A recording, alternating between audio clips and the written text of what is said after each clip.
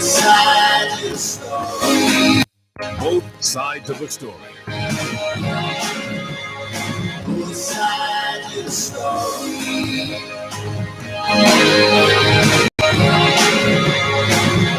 Both sides of the story.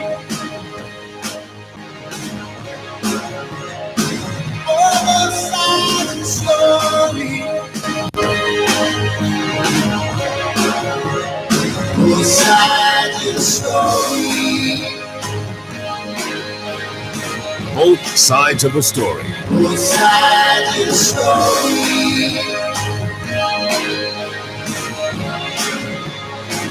sides of the story.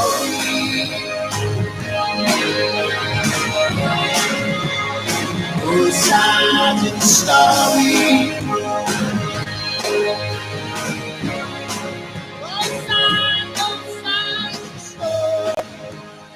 Both sides of the story.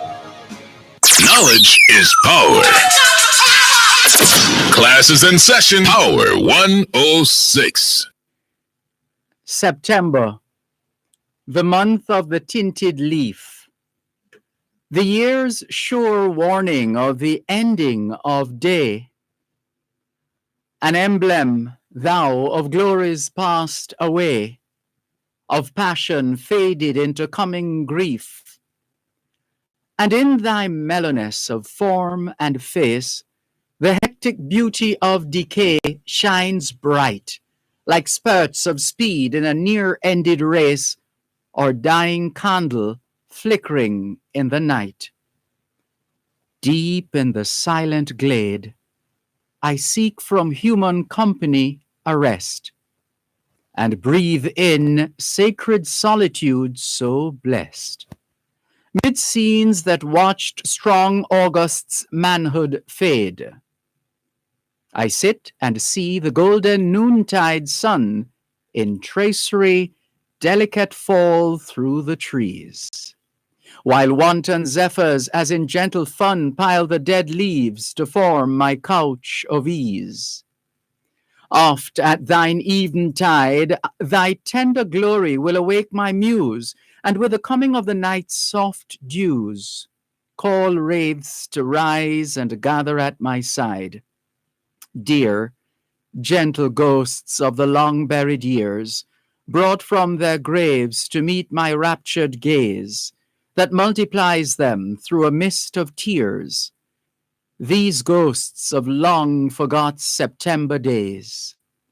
And to my tortured heart they bring relief by their own tender calm, and for my soul provide a healing balm, unknown to all the skill of earthly art.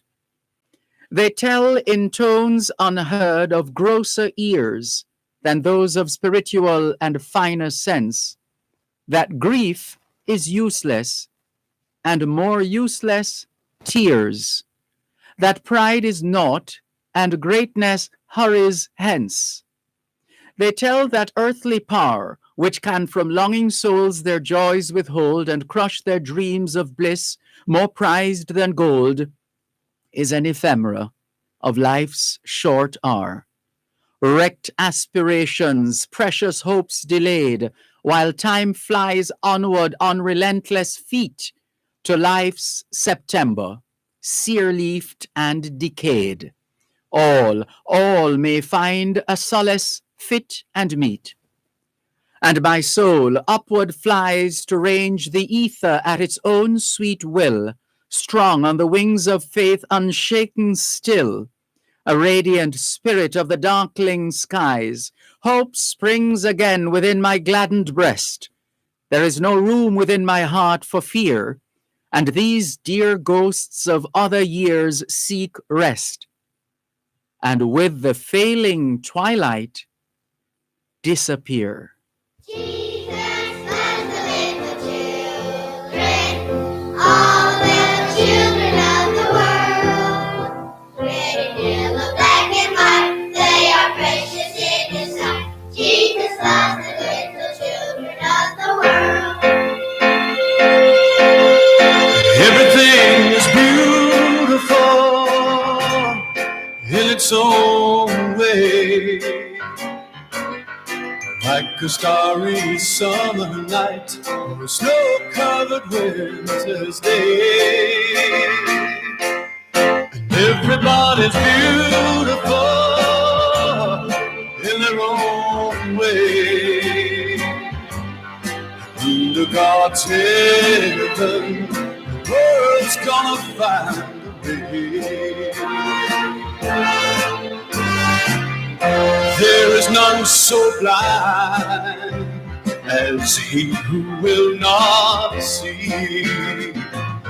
We must not close our minds. We must let our thoughts be free. Every hour that passes by, you know the world gets a little bit older. It's time to realize that beauty lies in the eyes of the beholder.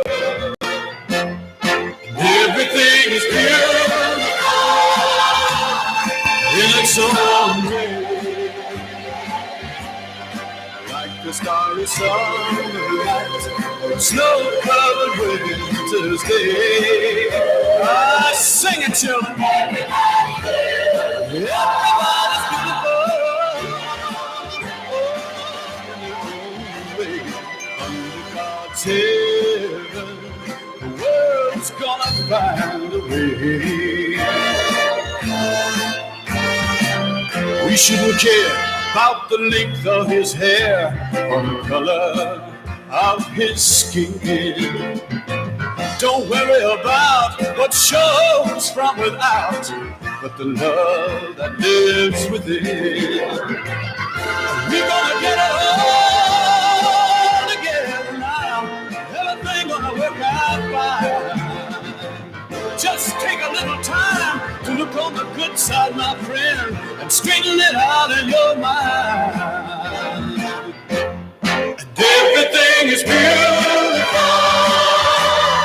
in its own way, like the starry summer night or snow-covered winter's day.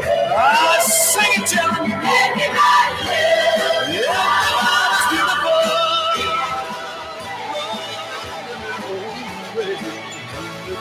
The world's gonna find a way. One more time. Everything is beautiful.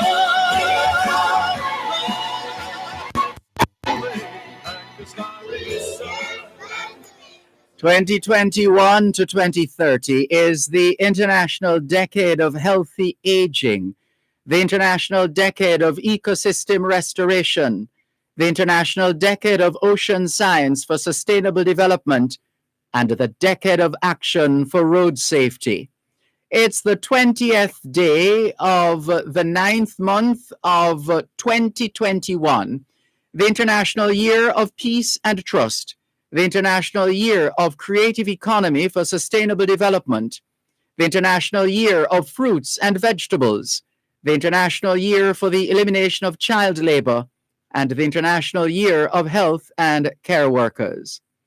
Put another way, it's the 20th day of the 4th month of the 2021 Atlantic hurricane season, and the National Hurricane Center in Miami, Florida, has been issuing advisories on Tropical Storm Peter, located northeast of the northernmost Leeward Islands, and on Tropical Storm Rose, located over the eastern tropical Atlantic Ocean. Showers and thunderstorms associated with a tropical wave, this is additional information now. Showers and thunderstorms associated with a tropical wave located several hundred miles south of the Cabo Verde Islands, the Cape Verde Islands, are still showing some signs of organization, although there does not appear to be a surface circulation at this time. Upper level winds, however, are expected to become conducive for further development by midweek, and a tropical depression is likely to form by Thursday or Friday, while the system moves westward at 10 to 15 miles per hour across the eastern and central tropical Atlantic Ocean. A storm force non tropical low pressure system, the remnants of Odette, is located a few hundred miles southeast of Newfoundland. This low could acquire some subtropical characteristics by the middle of this week as it moves slowly southeastward over warmer waters. And we know how these systems like warm waters. So it will move slowly southeastward over warmer waters across the north central Atlantic Ocean before moving northward over cooler waters over the weekend. Additional information on the system, including storm warnings, can be found on the National Hurricane Center's website.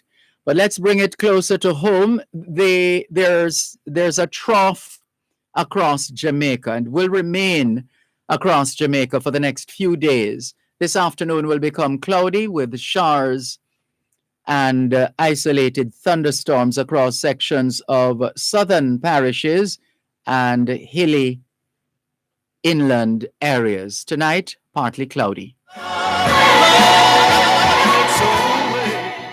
You're listening to Power 106 FM. The time is now 2:15. It's riveting, thought-provoking, and interesting. It's the Morning Agenda on 6 FM. Weekdays, 7:15 to 9 a.m. Join Jody and Quarry on Mondays and Tuesdays and Sanjay Lewis on Wednesdays and Thursdays, while they alternate on Fridays as they set your agenda and break down the issues and keep you informed on what matters to you most. It's the Morning Agenda on Power 106 FM. Weekdays, 7:15 to 9 a.m. only on Power 106 FM. Dr. Jackie Campbell is on call Wednesday evenings at 8 with Powering Your Health. This Wednesday, September 22, we'll speak to partners at the Heart Foundation of Jamaica about the Jamaican food landscape and the benefits of a healthy lifestyle. Also, tune in for an exciting healthy conversation with Dr. Jackie Campbell as she speaks about the psychology of color. Powering Your Health is brought to you by 6 West Medical, 6 West Street, Old Harbour, St. Catherine. P.A. Benjamin, a trusted name for over a century. National Health Fund, your partner for healthy living. Jamaica Plumbing Supplies Limited. Let's Save Water. Wellington Dental, 57 Wellington Street, Spanish Town. Benson Pharmacy, 11 Main Street, A2 Old Harbour. And Daisy Health Technology, monitoring health to blossom. That's Powering Your Health this Wednesday, September 22 at 8 p.m. only on Power 106 FM.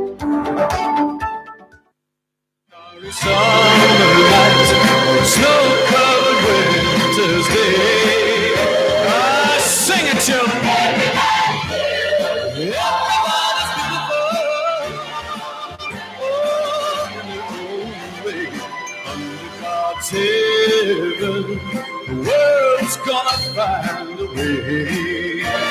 Let's continue with the observances. In the United States, September is being observed as Blood Cancer Awareness Month, Healthy Aging Month, National Atrial Fibrillation Awareness Month, National Childhood Obesity Awareness Month, National Cholesterol Education Month, National Food Safety Education Month, and National Idiopathic Thrombocytopenic Purpura Awareness Month. Also in the United States, September is being observed as National Pediculosis Prevention or Head Lice Prevention Month, National Recovery Month, National Sickle Cell Month, National Yoga Awareness Month, Newborn Screening Awareness Month, Pain Awareness Month, Polycystic Ovary Syndrome, PCOS, Sepsis Awareness Month, Sexual Health Awareness Month, Sports Eye Safety Month, and World Alzheimer's Month. It's Liberation Day in East Timor. Hoy es lunes el 21 de septiembre 2021 y les saludamos en cualquier parte del mundo que nos están escuchando en este momento. Estamos muy agradecidos por el don de la vida y el privilegio de servirles en otra edición de su programa Both Sides of the Story, ambos lados de la historia. Nunca vamos a tomar su audiencia por sentado porque sabemos que ustedes tienen otras opciones. Y esta es la razón por la cual jamás olvidamos darle las gracias por elegir both sides of the story, ambos lados de la historia, de lunes a viernes desde las 2 hasta las 5 de la tarde, aquí en Power 106 FM. La misión continúa para educar, capacitar, iluminar y estimular el espíritu empresarial. Bienvenidos. And everybody's beautiful in their own way. Under God's heaven, the world's gonna find a way. C'est lundi le 20 septembre 2021 et nous vous saluons tous qui nous écoutent, que vous soyez dans le monde. Nous sommes reconnaissants du don de la vie ainsi que du privilège d'être à votre service par une nouvelle édition de votre programme Both Sides of the Story, le pour et le contre. Nous ne considérons pas votre fidélité comme l'un de soi parce que nous savons que vous avez l'embarras du choix. C'est pourquoi nous n'oublions jamais de vous remercier de choisir d'écouter Both Sides of the Story, le pour et le contre, du lundi au vendredi de 2h à 5h de l'après-midi sur notre antenne Power 106 FM. Nous continuons notre mission d'éduquer, d'habiliter, d'éclairer et d'encourager l'esprit d'entreprise. Bienvenue. Sing it, children.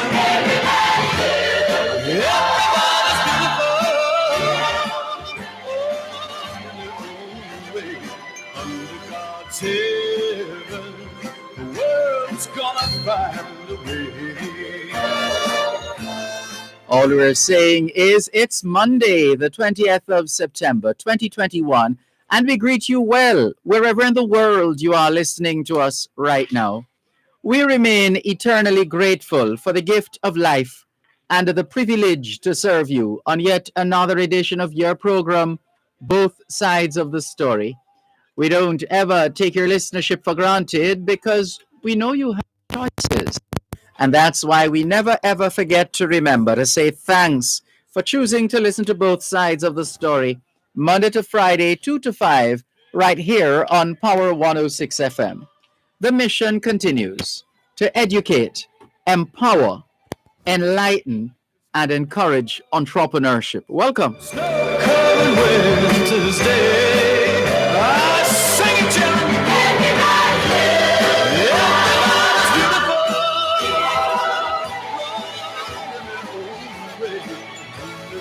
The world's gonna find a way. One more time. Good afternoon to those of you listening to us on 106.1, 106.3, 106.5, 106.7, and 106.9. From Moran Point to Negril Point, from the Goat Islands to Galena Point. This is Power 106 FM, serving Jamaica and the diaspora. Hello to those tuned in via the Power 106 FM app, which you would have downloaded from the App Store or the Google Play Store, depending on the nature of your device. Downloading is free, listening is free, whenever, wherever. We thank you if you have logged on to the Gleaner's website, go-jamaica.com. Subscribers to onespotmedia.com also have access to Both Sides of the Story in particular and Power 106 FM in general. We welcome you if you have dialed a designated number to listen to Power 106 FM from the United States or the United Kingdom. Those in the United States who wish to dial a number to listen to Power 106 FM can call 631-359-8281, 631-359-8281. And if you're in the United Kingdom and you wish to dial a number to listen to Power 106 FM, your number is 0330-606-0953, 0330-606-0953. And we're all over social media, Facebook. In fact, we're streaming live video on the Dervan Malcolm Facebook page and affiliated pages. If you're not there yet, log on to Facebook. In the search box atop the page, type DERVAN MALCOLM, and you too will be able to not just hear, but see what's happening in the studios of Power 106 FM. Good afternoon to those who are not subscribers to Facebook. Let's say you don't have a Facebook account. There is always YouTube. All you need is a device, whether a smartphone or a not so smartphone, a tablet computer, a laptop, a desktop, otherwise known as a PC for personal computer. Whatever device you have at hand and you have internet connection, you are good to go pretty much. And they open a browser like Bing or Safari or Google Chrome and type YouTube. And you should see, if you're doing that now, you should see this video trending. If you're not seeing it, then in the YouTube search box, type DERVAN MALCOLM, and you too will be able to watch both sides of the story here on Power 106 FM. What's on your mind this afternoon? Looking forward to your full participation. After all, it is your program, Both Sides of the Story. The numbers to call 876-922-4112-5. The text line, same as the WhatsApp number, which means you can not only send us your text messages, your WhatsApp messages, your voice notes, but you can also dial WhatsApp, call us via WhatsApp. And then there are those who dial direct. It's the same number, one number that has about 3 or 4 functions. That number is 876-365-3346, 876-365-3346. And we're all over Facebook and Twitter and Skype and Instagram, LinkedIn, BBM, Yahoo Messenger, Tango, WhatsApp, Snapchat, TikTok, all over. Looking forward to your full participation. After all, it is your program. We started this afternoon with a poem entitled September. September by Arthur E. Nicholas. September by Arthur E. Nicholas.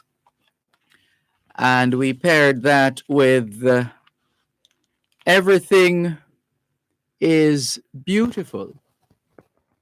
A beautiful song. Everything is Beautiful. And that's by Ray Stevens. Everything is Beautiful by Ray Stevens.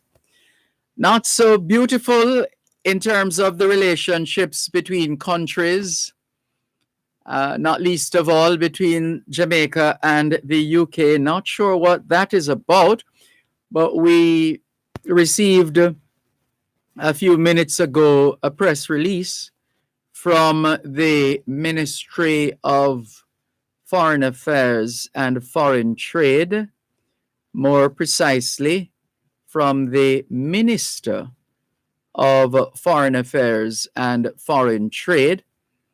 And the minister has confirmed that something is, not her words, but something is amiss as far as UK-JA relations are concerned. Never mind the fact that the UK has played its part in supporting Jamaica's fight against COVID-19 and provided vaccines, etc., etc., etc.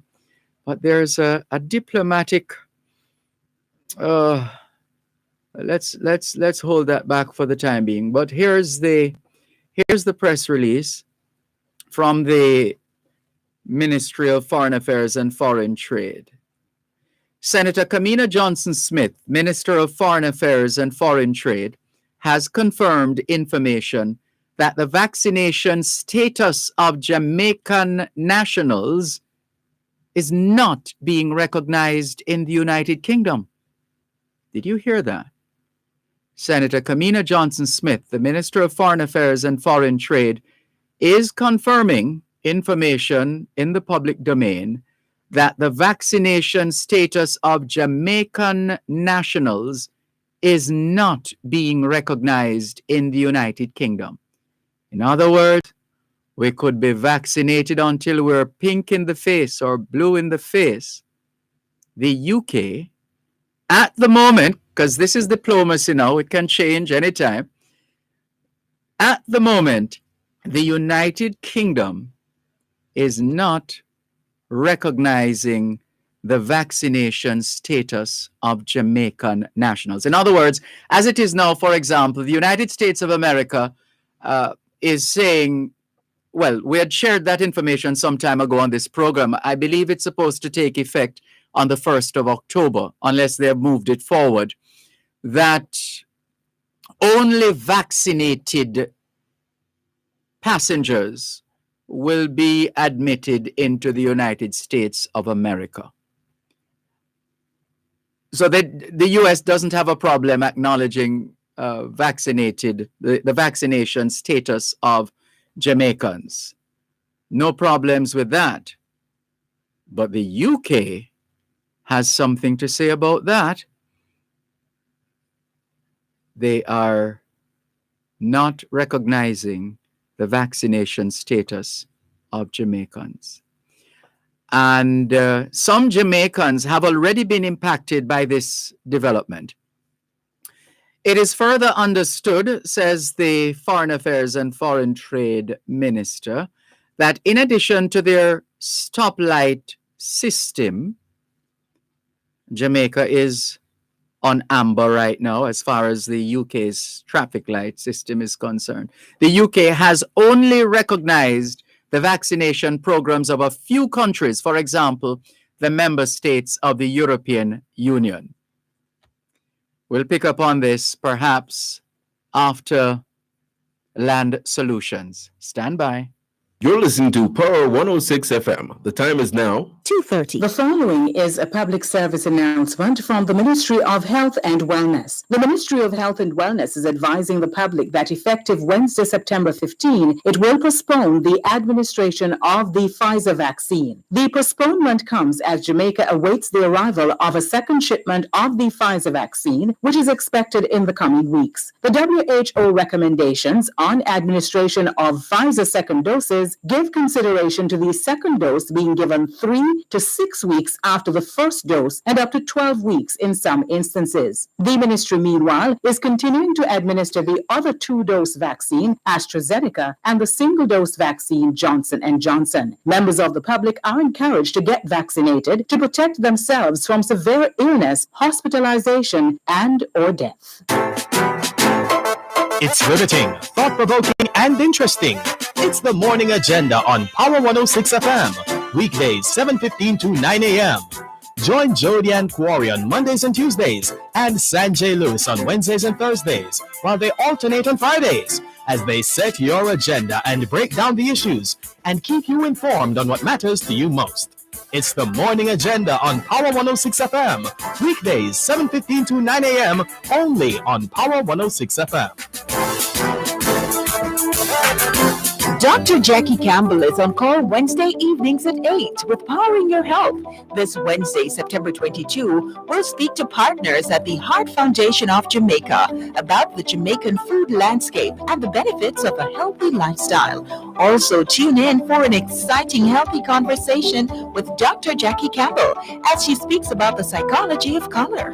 Powering Your Health is brought to you by 6 West Medical, 6 West Street, Old Harbour, St. Catherine, PA Benjamin, a trusted name for over a century, National Health Fund, your partner for healthy living, Jamaica Plumbing Supplies Limited, Let's Save Water, Wellington Dental, 57 Wellington Street, Spanish Town, Benson Pharmacy, 11 Main Street, A2 Old Harbour, and Daisy Health Technology, monitoring health to blossom. That's Powering Your Health this Wednesday, September 22 at 8 p.m. only on Power 106 FM.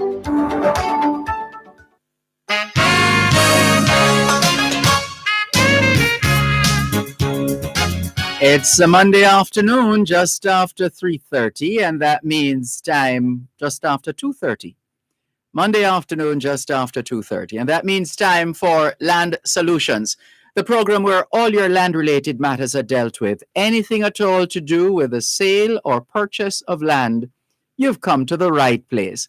Here are the numbers to call: 876-922-4112. 876-922-4113. and 876-922-4114. The text line for Land Solutions is the same as the WhatsApp number, which is 876-387-3183. 876-387-3183. The website is landsolutionsja.com. landsolutionsja.com. On Facebook, it's facebook.com/landsolutionsja. facebook.com/landsolutionsja. The email address is gloria@landsolutionsja.com. gloria@landsolutionsja.com. The law firm Brown, Findley and Company is headquartered in Suite 39 of the Winchester Business Center, corner of Winchester Road and Hope Road in Halfway Tree, St. Andrew. They also have an office at Shop 6 upstairs, the Jamaica National Building in Ocho Rios, St. Anne. They encourage clients and potential clients to call the law firm before making any plans to visit. Call the law firm Brown, Findley and Company at 876-908-1950 or 876-908-3518. In a moment, let's say good afternoon and welcome to Attorney at Law, Gloria Brown.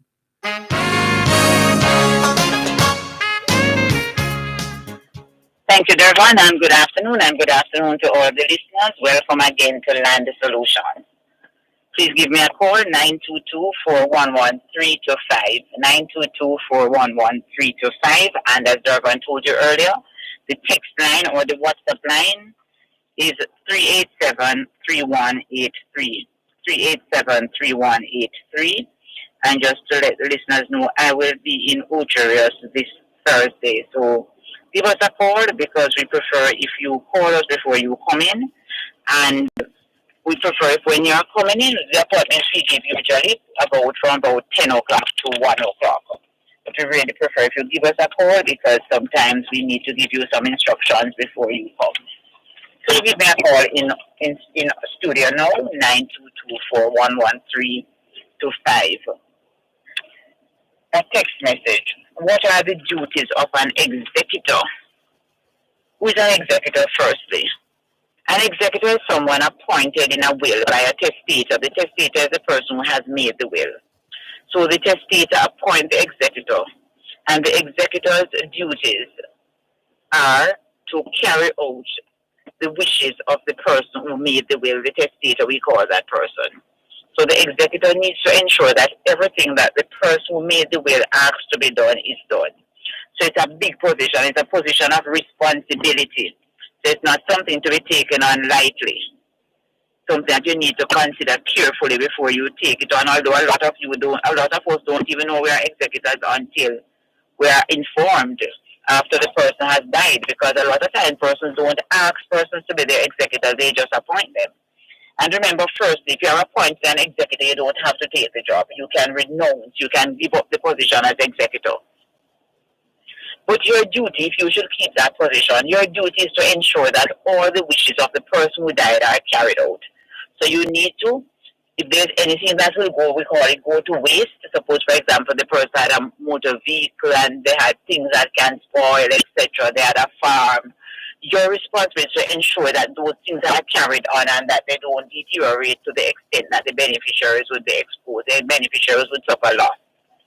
You also, the main responsibility though is to ensure that the will is probated. So you need to go and get a lawyer to take the will to court to get a grant of probate. And it's just a document. The grant of probate is an order signed by the court giving permission for you, the executor, to start sharing up what is left. So you understand what I mean when I say it's a big responsibility.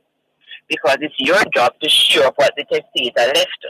So the testator said, my wife and children must get the house. It's your job to ensure the property has to go in the executor's names first and then they transfer to the wife and children, even though both things are usually done at the same time. It's your responsibility to go and get the NHG contribution refund, the money from NIS, the money in the bank that is in the dead person's name alone, the insurance money, and all of that you have to get to share. So it's not something that is for the faint-hearted. And a lot of times, a lot of executors are really left with the basket to carry water. Because where are you going to get all this money from now to do this? Because it's really, a lot of times, there's no money upfront. Lawyers have to be paid. Different things, obligations have to be met. Person has to be buried. All of those are executors' responsibility. A lot of times, though, you need to know that if the person who died has money in the banks will usually cover the expenses at the funeral home. So if you get an invoice from the funeral home to say this will cost you $1 million to cover the casket and the burial plot and preparing the body, etc., transporting the body, then the banks will usually go into the account and take that money and pay directly to the funeral home. They won't pay you for the night and the setup and the candlelight though. That's your responsibility. So executors, be careful how you take on those things because you might find you can't get refunds on those on matters like those. But the banks will cover the most important things, but they won't cover the frills. So it's your responsibility.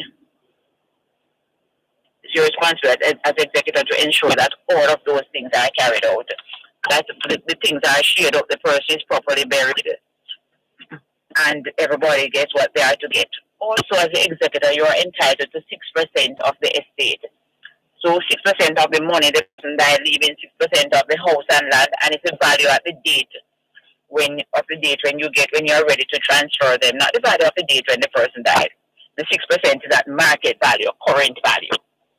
Because suppose the person died 20 years ago, it could not be 6% of the property at 20-year value. It is 6% of the value of the property today. You can have as many as 4 executors, and the 4 of them will share the 6%. It's not that each of them will get 6. So you can have 1 who will get the 6, 2 will get 3% each, 3 will get 2% each, and 4 who will get 1.5% each. And it's of the total estate. And what is the estate?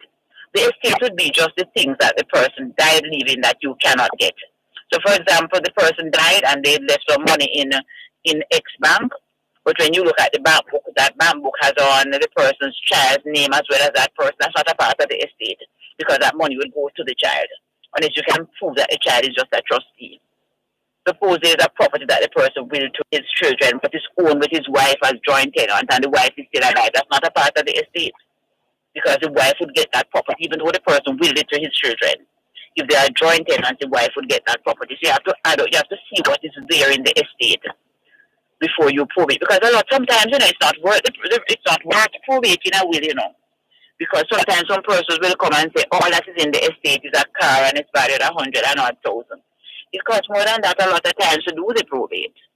But in situations like those, sometimes you can speak to the administrator. There's a will, the administrator might not want to assist. Might not be able to assist. Not that they won't want, might not be able to assist. But a lot of times you have to weigh before you take on these things.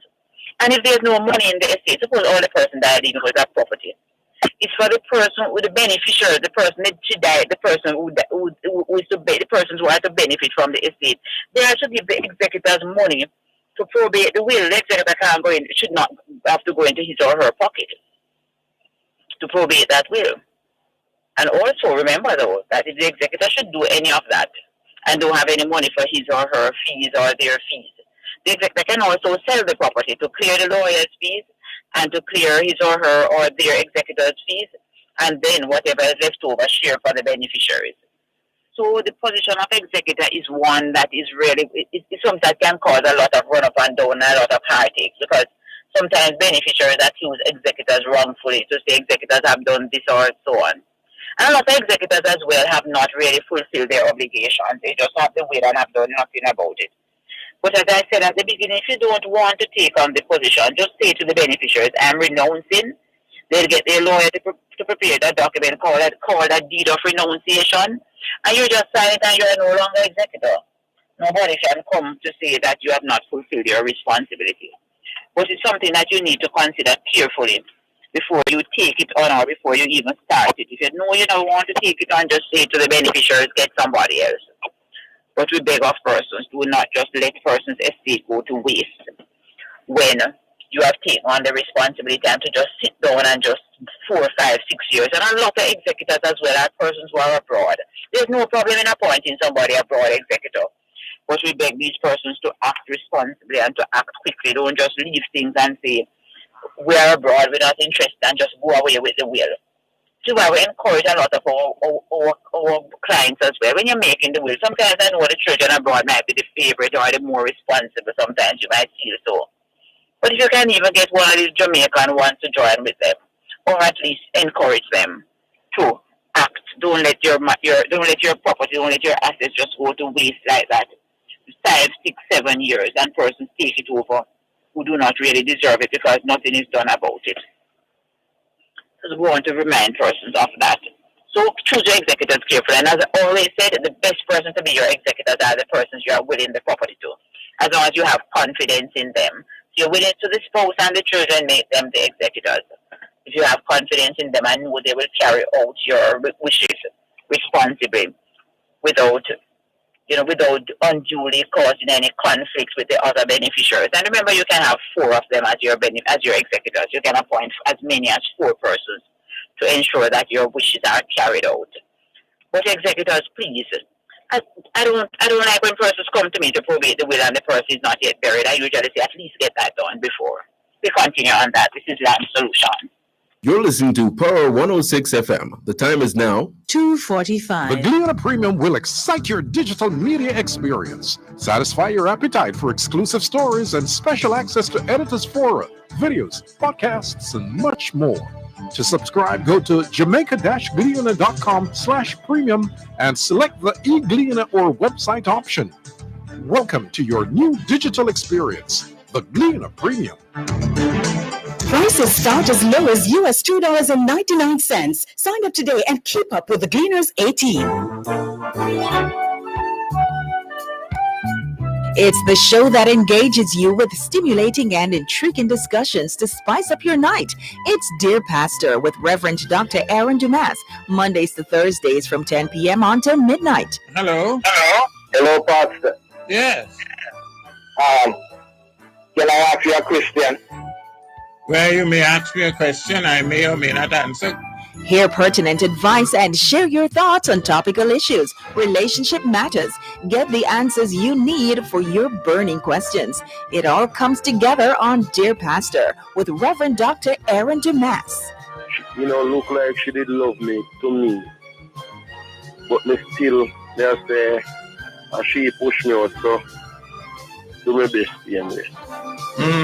That's Dear Pastor with Reverend Dr. Aaron Dumas, keeping your company Mondays to Thursdays from 10 p.m. till midnight, right here on Power 106 FM.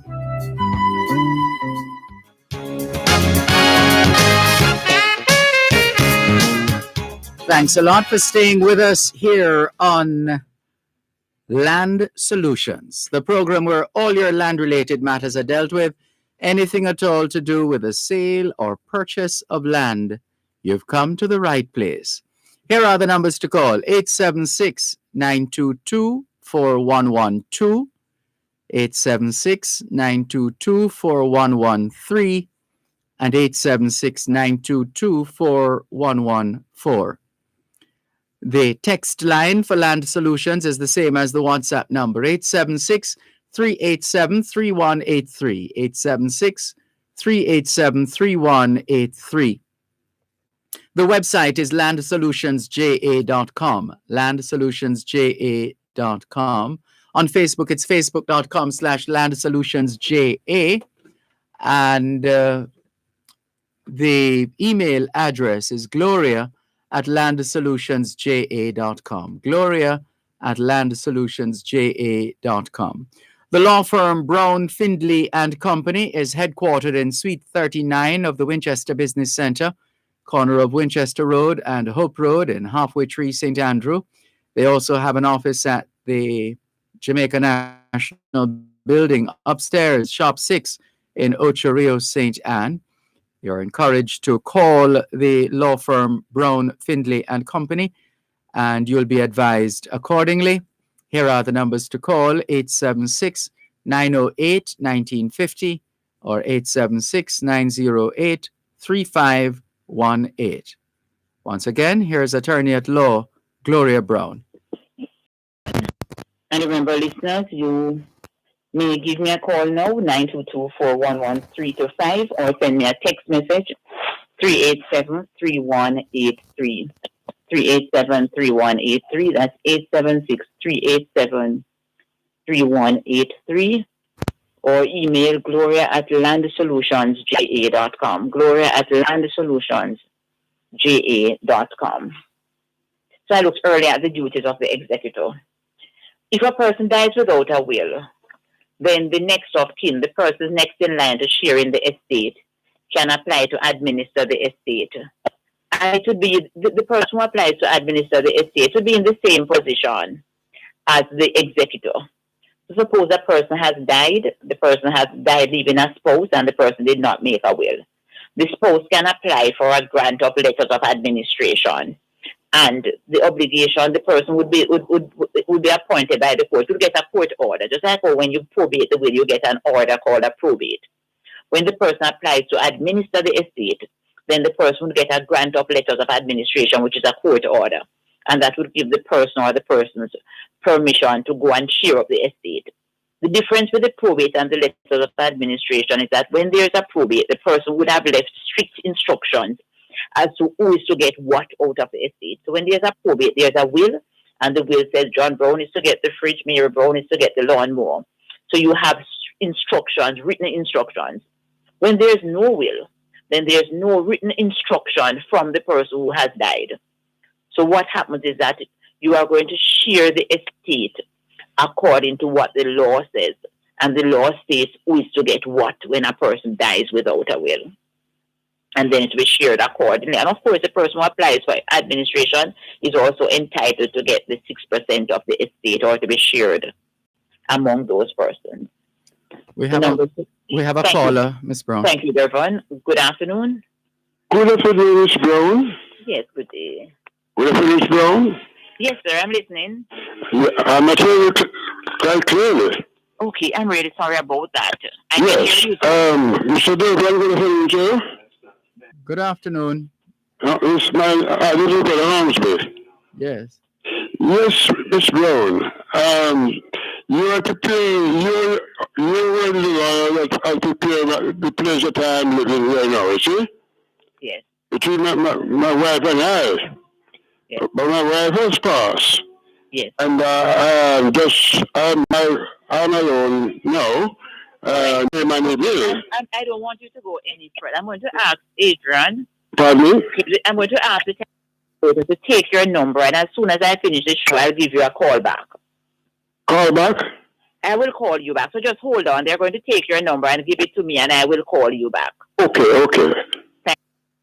And I must apologize to Cassandra from last week. I will call you back today. I really missed your number, but I just found it. Thank you so much. The numbers to call, 922-411-325. And remember, as the gentleman was just saying, he has a property, his name and his spouse's name on it. One has passed. If they were joint tenants, what we would do is an application to note the death. If it's the matrimonial home, then you don't have to pay any death duties, even if it's beyond the threshold of $10 million.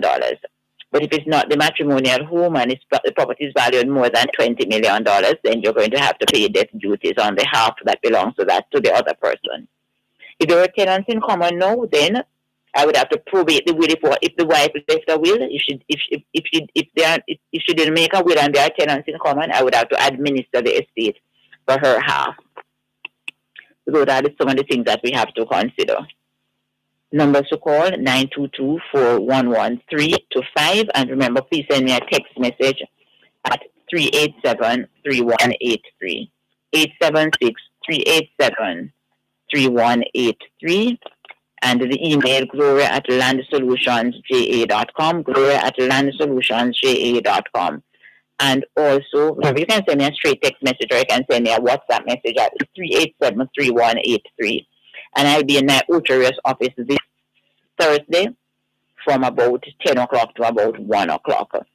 And remember, please give us a call in our offices, 908-1950 or 908-3518. Give us a call in office before you come to see us, because sometimes persons come and we would have wanted them to come with certain things. But because they didn't call, it's like a wasted trip. And a lot of times persons coming to us in those offices are coming from Westmoreland, Trelawney, etc. So sometimes it's a wasted trip. Do I have to register my will? A text message. No, you don't have to. You can register it if you want at the Island Records Office, but it's not necessary at all. It does not make it invalid if it's not registered. You can just keep it securely, let somebody know you have a will. So if anything should happen, then they'll be able to contact you and deal with it for you. They will be sorry, if something should happen to you, they'll be able to find the will and probate it. So you just want to just get a will and hide it, and then you pass on and nobody knows there's a will.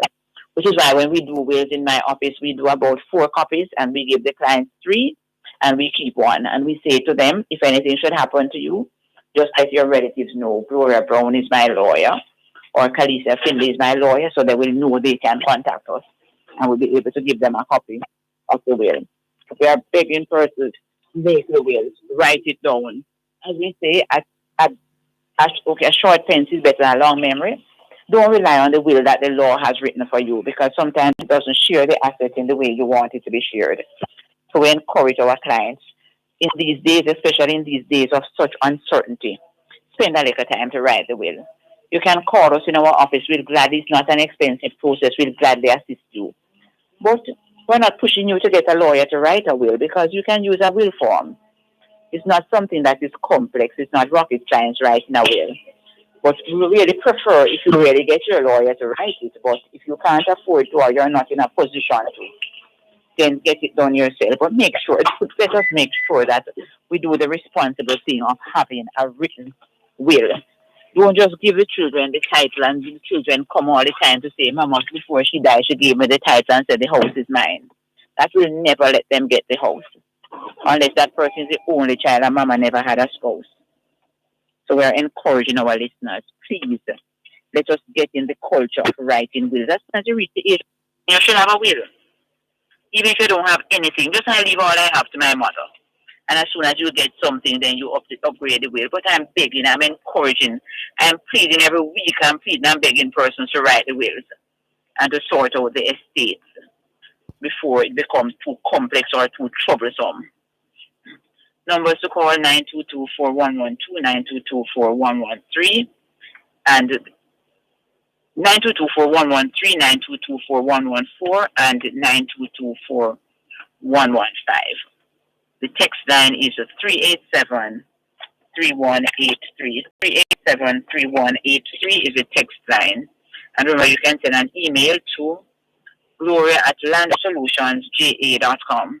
gloria@landsolutionsga.com. Another text message. I cannot locate my title. What should I do? What do you think has happened to it?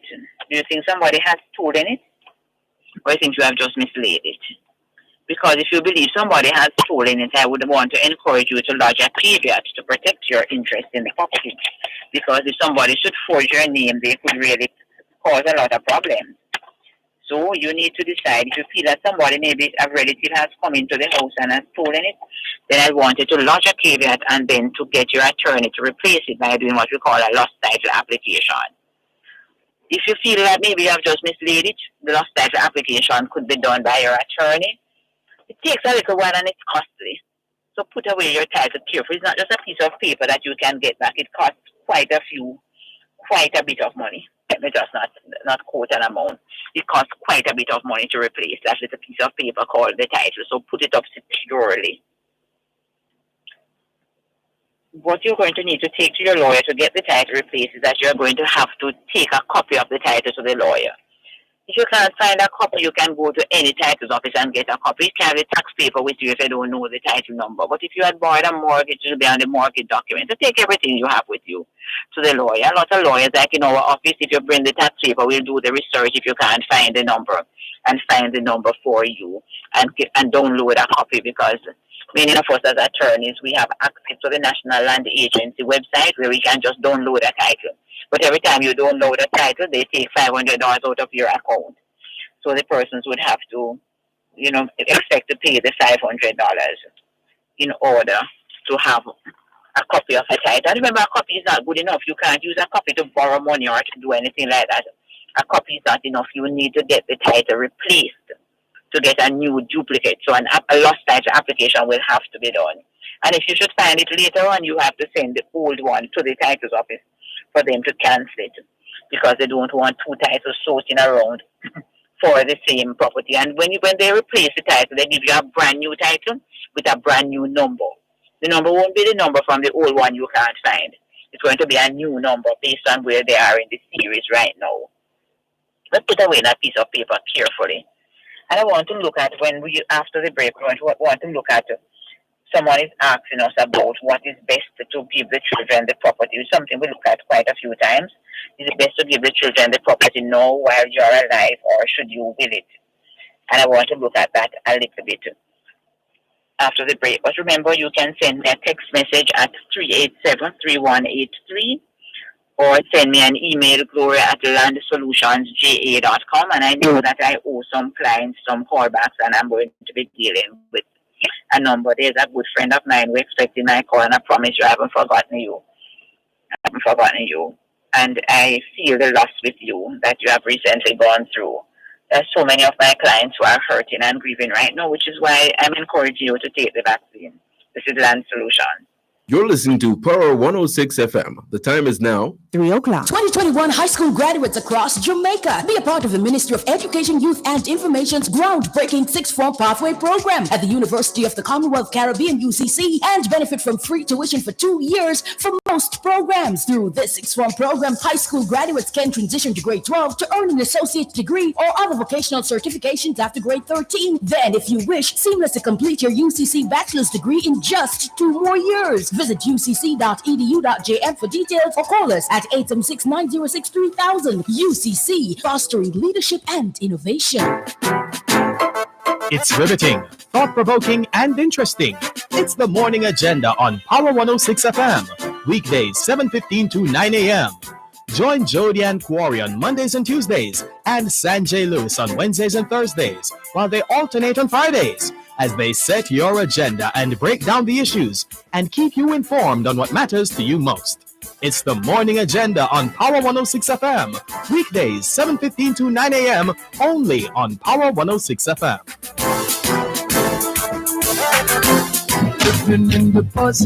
Power Talk has been a unique source of discourse on matters of public interest, finding solutions to the challenges we face in a globalized world. Power Talk brings you the new hosts who will take talk radio to another level. Join Dr. Herbert Gale Mondays and Tuesdays, and Simon Croskill from Wednesday to Friday, as they provide a riveting analysis on the issues of the day and speak with stakeholders charged with driving innovation to move Jamaica forward. Tune in for brand new features designed to showcase local developments and highlight how the global issues of the 21st century are being addressed. That's Dr. Herbert Gale Mondays and Tuesdays, and Simon Croskill Wednesday to Friday on Power Talk, 11 a.m. to 2 p.m. right here on Power 106 FM. Living in the positive.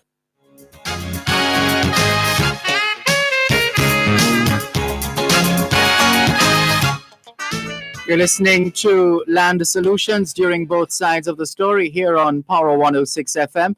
Land Solutions, the program where all your land-related matters are dealt with. Anything at all to do with the sale or purchase of land, you've come to the right place. Here are the numbers to call: 876-922-4112, 876-922-4113, and 876-922-4114. The text line for Land Solutions is the same as the WhatsApp number, 876-387-3183, 876-387-3183. The email address for Land Solutions is gloria@landsolutionsja.com, gloria@landsolutionsja.com. The website is landsolutionsja.com, landsolutionsja.com. On Facebook, it's facebook.com/landsolutionsja, facebook.com/landsolutionsja. The law firm Brown, Findlay and Company is headquartered in Suite 39 of the Winchester Business Center, corner of Winchester Road and Hope Road in Halfway Tree, St. Andrew. They also have an office at Shop 6 upstairs, the JN building in Ocho Rios, St. Anne. They're encouraging clients and potential clients to call before turning up. The numbers to call 876-908-1950 or 876-908-3518. Once again, here is attorney at law Gloria Brown, and we have a caller for you, Ms. Brown. Thank you, Dervan. Good afternoon. Good afternoon. Sorry, we lost the caller, Ms. Brown. Oh, all right, Dervan. Thank you. Please remember the numbers 922-411-325, 922-411-325, and the text line 876-387-3183. Good afternoon, Ms. Brown. I would like to know if someone died and there is no executor in the will, who is the best one to probate a will. I would like to know. Thank you. If there is no executor named in the will, then one of the beneficiaries in the will would be the best person to apply. The person would not become an executor, or the person would not get probated. So just some nuances in the law. The person would apply for something called letters of administration with the will annex. So it's like a hybrid. It's a combination of letters of administration, but you're going to share it according to the will, not according to the law when there's no will. So the best person, I won't complicate your mind, the best person to apply is one of the persons named in the will to benefit. One of the beneficiaries in the will should apply. Caller online, Ms. Brown. Thank you, Dervan. Good afternoon. Good afternoon, Ms. Brown. Yes, good day. Yes, ma'am. I have a question for you. Yes. My grandfather had passed and leave piece of land, and it's three of them. But one of my uncles turned over all the land in his name. So how could I go about the other two, my father and his sister? Where's your father and where's your aunt? Hello?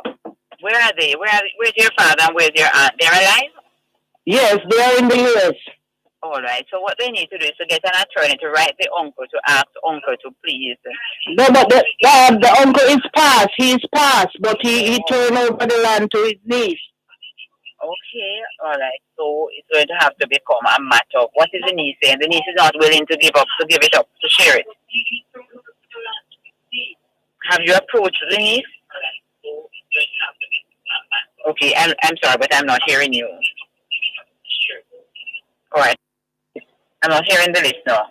So what you need to do is to get the attorney to, the first thing what the aunt and uncle, what your father and aunt need to do, they need to lodge a caveat to block the title. So no dealing can take place in the title. Then they need to have an attorney to write to the niece asking for their 2/3 shares. And then they might have to deal with it accordingly. But I'm not too sure though, because I would need a little bit more information as to how this uncle got it. Is it that the others abandoned it because they have not been to Jamaica for a certain amount of time and he was the only one occupying it? That's a consideration. So I need a little bit more information because they've been away for a long time. They could have lost their interest in the property because the brother could say that he can claim possessory title having occupied it undisturbed for a certain period of time. So those are some things that we need to consider. But we want to encourage the listeners abroad, take some interest in the property that you have here. Don't just say it's family property. My father willed a share to me and I have not been here for 20 years. You might find you have lost your interest in that property. And it's not enough to say I am the one abroad paying the taxes. That does not count. It's who is occupying it that will count. So to stay abroad and feel secure in paying taxes, you might find that you are the one paying the taxes, but somebody else is owning the land. And because you are paying the taxes, that will make it easier for them because when they are applying for taxes, they don't have any taxes to pay because you have already paid it. So it's not sufficient. Somebody else is on the line, Ms. Brown. Thank you, Dervan. Good afternoon. Hello, good afternoon, Mr. Brown. Good afternoon, sir. Listen, I have a piece of land. It's registered. I'm going to ask you if you could talk a little louder for me. Hello, can you hear me? Yes, but as loud as you can speak. Yes, please go ahead, sir. Whoa. I can hardly hear you now. Okay. I can hear you loud and clear. All right. Well, I'm going to ask a question, then I could hang up and listen. Yes. All right. I have a piece of land, right, and I'm selling a part of it. The challenge is though, sir, I'm not hearing you. I have a piece of land that is registered. Yes. Right, and I'm selling a part of it. Yes. How long do the process would take? I don't give times in COVID times, so I can't really tell you. Because the first thing you're going to start with, you're going to have to get your surveyor to apply to the parish council for subdivision. All right. Let me ask you, it's already surveyed, and the lawyer has already turned it into taken it to parish council. Okay. And there is no problem with the land at all. But they said it would be taking quite a long time. Yes, the parish council usually takes up to 2 years to give the subdivision before COVID. So I don't know what is happening since COVID, So it really takes. There's no reason for it to take that long, but that's just the reality. Definitely takes more than a year. So you might need to walk it through and go to the parish council, because what happens is that they send it to a number of agencies and they wait on the responses. Sometimes it's best if you could just follow up the National Works Agency to say if they have sent their comment. Because sometimes they have sent the comment months before and the parish council has not even recognized. So you might have to walk it through, sir, or else it will take you for a long time. It would take more than a year? Usually before COVID, the subdivision more than a year. After you have got the subdivision, the title, it won't take that long. But to get the subdivision is usually where the headache is. So you need to find out from your lawyer where exactly it's at in the parish council, and you might have to follow up the parish council yourself. Okay. All right, sir. And even after the parish council gives the approval, there's something called a road and work certificate or a certificate of compliance that you have to get from the parish council again. So, sir, when you're cutting up land in Jamaica, it's like pulling out all your teeth. It can run you into a number of years. Because it's just half of it. It doesn't matter what you're doing. If you're cutting up in 2 lots, or it is just that we are not efficient, or I won't go into that today. But it will take you a long time. So please do some follow-up, do some groundwork for yourself. Okay, sir. Okay, thank you. Thank you too. Numbers to call 922-411-325. It's as I was just saying to that client, you're cutting off a piece of land. He has a title. You have to apply to the parish council for permission to cut it. The surveyor has to prepare 20-odd blueprints and send them to the parish council. The parish council will send copies of these to all different agencies for their comments. NEPA, National Works Agency, JPS, Water Commission, Ministry of Health, a number of agents, and they have to wait on each of these agencies to comment and send the comments in writing. So that can push you a very long time. And sometimes the comments come and the people in the parish council don't realize. I've had experiences like those, and they will say they haven't got a comment from, for example, they say NEPA. You call NEPA, and NEPA say, oh, but I sent my comments 18 months ago. Sometimes you just have to do some of the legwork.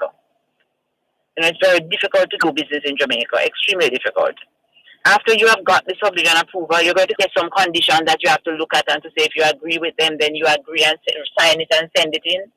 And then they will give you the approval. And then when you look at the condition of the approval, more than likely one of them will say no title is to be issued unless you have put in the infrastructure, whatever it is that they say. If it doesn't need infrastructure, most time they will say that. So the surveyor is going to have to give you a declaration to apply for the parish council for what we call a certificate of compliance to show that you have complied with all the conditions. The surveyor will also have to prepare a plan, not just a blueprint that was done before, but a pre-check plan, a survey plan of the lot you're cutting off. And then you apply to the parish council. You apply to the titles office to get that what we call a splinter title. And that process, the titles office pre-COVID was taking 6 weeks, taking a little longer now. So this thing can run you into years. So, your lawyer just has to really step on it. But since COVID and what is happening in different agencies, many of us as lawyers, really, really, really frustrated. But we just have to continue because our clients need what they need. Remember that, as I said before, I'll be in Ocherios this Thursday between 10 and 1. And I'm asking you to please call us in office 908-1950 or 908-3518. Those are the office numbers, 876-908-1950 or 876-908-3518. Call us in office so we can tell you if we want you to come in to see us in Ocho Rios or not. And remember, we have our Kingston office in Winchester Business Center in Halfway Tree, where we are open every day from 8:30 to 5 to 4:30 on a Friday. But again, for Halfway Tree as well, we really would prefer if you would call ahead so we can have discussions with you.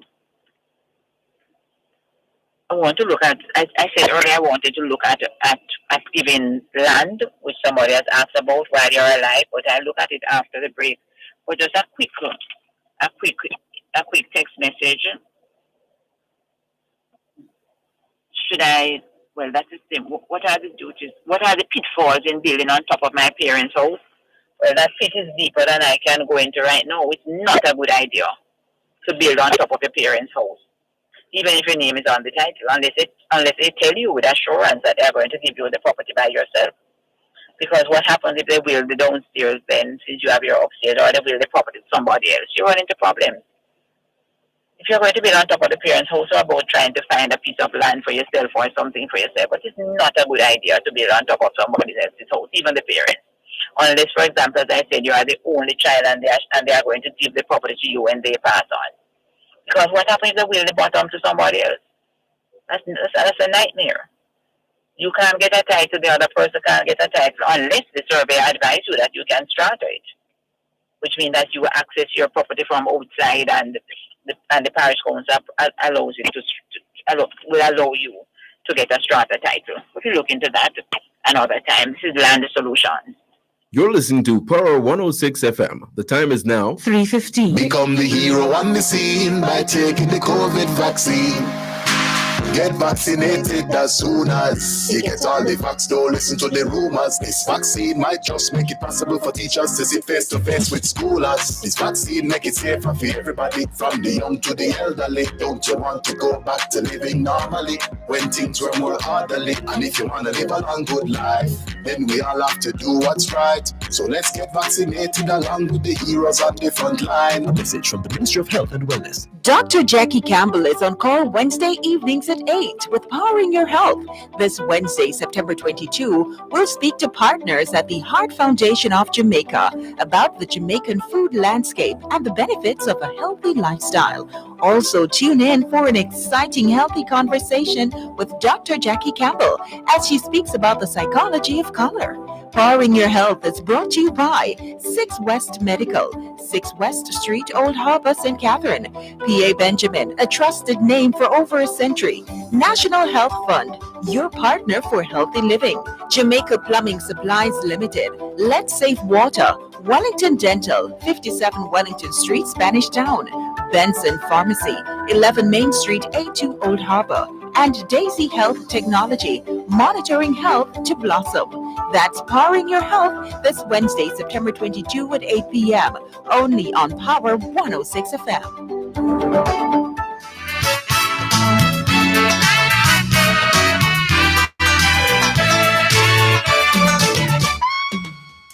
It's the final segment of Land Solutions for today. Time to get off the fence and get into the discussion and ask all the questions you've been meaning to ask in relation to land matters. Anything at all concerning land, the sale of land, the purchase of land, the surveying of land, the willing of land, anything having to do with the sale or purchase of land, you've come to the right place. Here are the numbers to call: 922-4112, 922-4113, and 922-4114. The text line is the same as the WhatsApp number, 876-387-3183, 876-387-3183. The website is landsolutionsja.com, landsolutionsja.com. Email gloria@landsolutionsja.com, gloria@landsolutionsja.com. On Facebook, it's facebook.com/landsolutionsja, facebook.com/landsolutionsja. The law firm Brown, Findlay and Company is headquartered in Suite 39 of the Winchester Business Center, corner of Winchester Road and Hope Road in Halfway Tree, St. Andrew.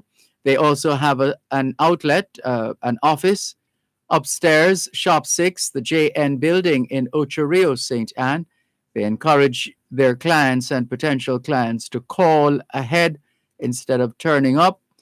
The numbers to call 876-908-1950 or 876-908-3518. Once again, here's attorney at law Gloria Brown. Thank you, Dervan. And to the listener who called in the break wanting to know the cost of adding someone to your title, I would need to get some more information. I need to know where the property is and what is the value. Because if it's outside of Kingston and St. Andrew and Portmore, then you can get certain rebates. Even though the property is very valuable, you can get some rebates, some exemptions on some of the duties. So you need to give me a call or send me a WhatsApp message on my WhatsApp number, 387-3183. 876-387-3183, or a text message, and I'll give you I'll get more information from you so I can give you an estimate of the cost of adding someone to the title. A text message. I bought a piece of land, the person died, the sister who is the executor now put it in another sister's name. I'm the one who is paying tax over 18 years and I can't get a title. What I want you to do for me is to survey the piece that you bought. And after you have surveyed it, contact me. And I'll assist you in getting your title. I hope you have paid for it in full. You say you bought it, so I suspect you have paid in full. Just survey your piece, and then I will assist you in getting a title for it. But you could give me a call afterwards as well on my text line, 387-3183, the one you just sent the text to. I'm living on a land belonging to my common law. I suspect you mean maybe in your in-laws. I want to contribute to building the house. However, there's no survey done. I don't want to end up being the loser. Should I have my name on the title when survey done to avoid problems later? Definitely.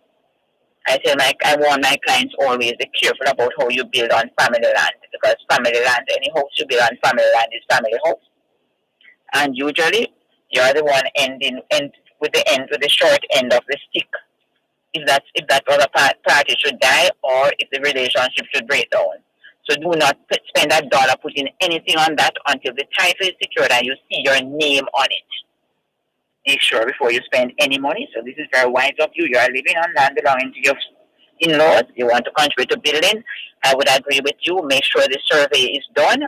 And it's not enough to just have your name on the survey diagram. That's not good enough. Make sure they get a title and your name is on it. Because what I see sometimes is that when the relationship breaks down or when the partner whose land it is should pass on, you're going to hear that, oh, the house is not yours because it's on grandpa land, or it's on grandma land, or it's on the family land, so you have to leave. So, very, very wise. I'm glad you asked the question before you start building. Believe me, I've seen a lot in relation to that. I added my sister's name to my house title. How can I make sure that my sister's house doesn't get control of my property? Well, if you add the sister as a joint tenant and you die, and then the sister should die, then it's going to go to the husband and children that the sister has. So what you probably need to do is to ask the sister to make sure she makes a will to say if you should die before her, we still get the property and with it whoever you want. Or you might have to take off the sister's name if the sister is in agreement. There are a lot of things you need to consider. If you don't want the sister's husband to benefit, then the sister would have to promise you that she's going to make a will and not change the will after you die. There are a lot of ifs in relation to that. If you don't want the husband to benefit, you might have to really sit down and revisit what you have done. Instead of adding the sister, what you probably should have done is to make a will.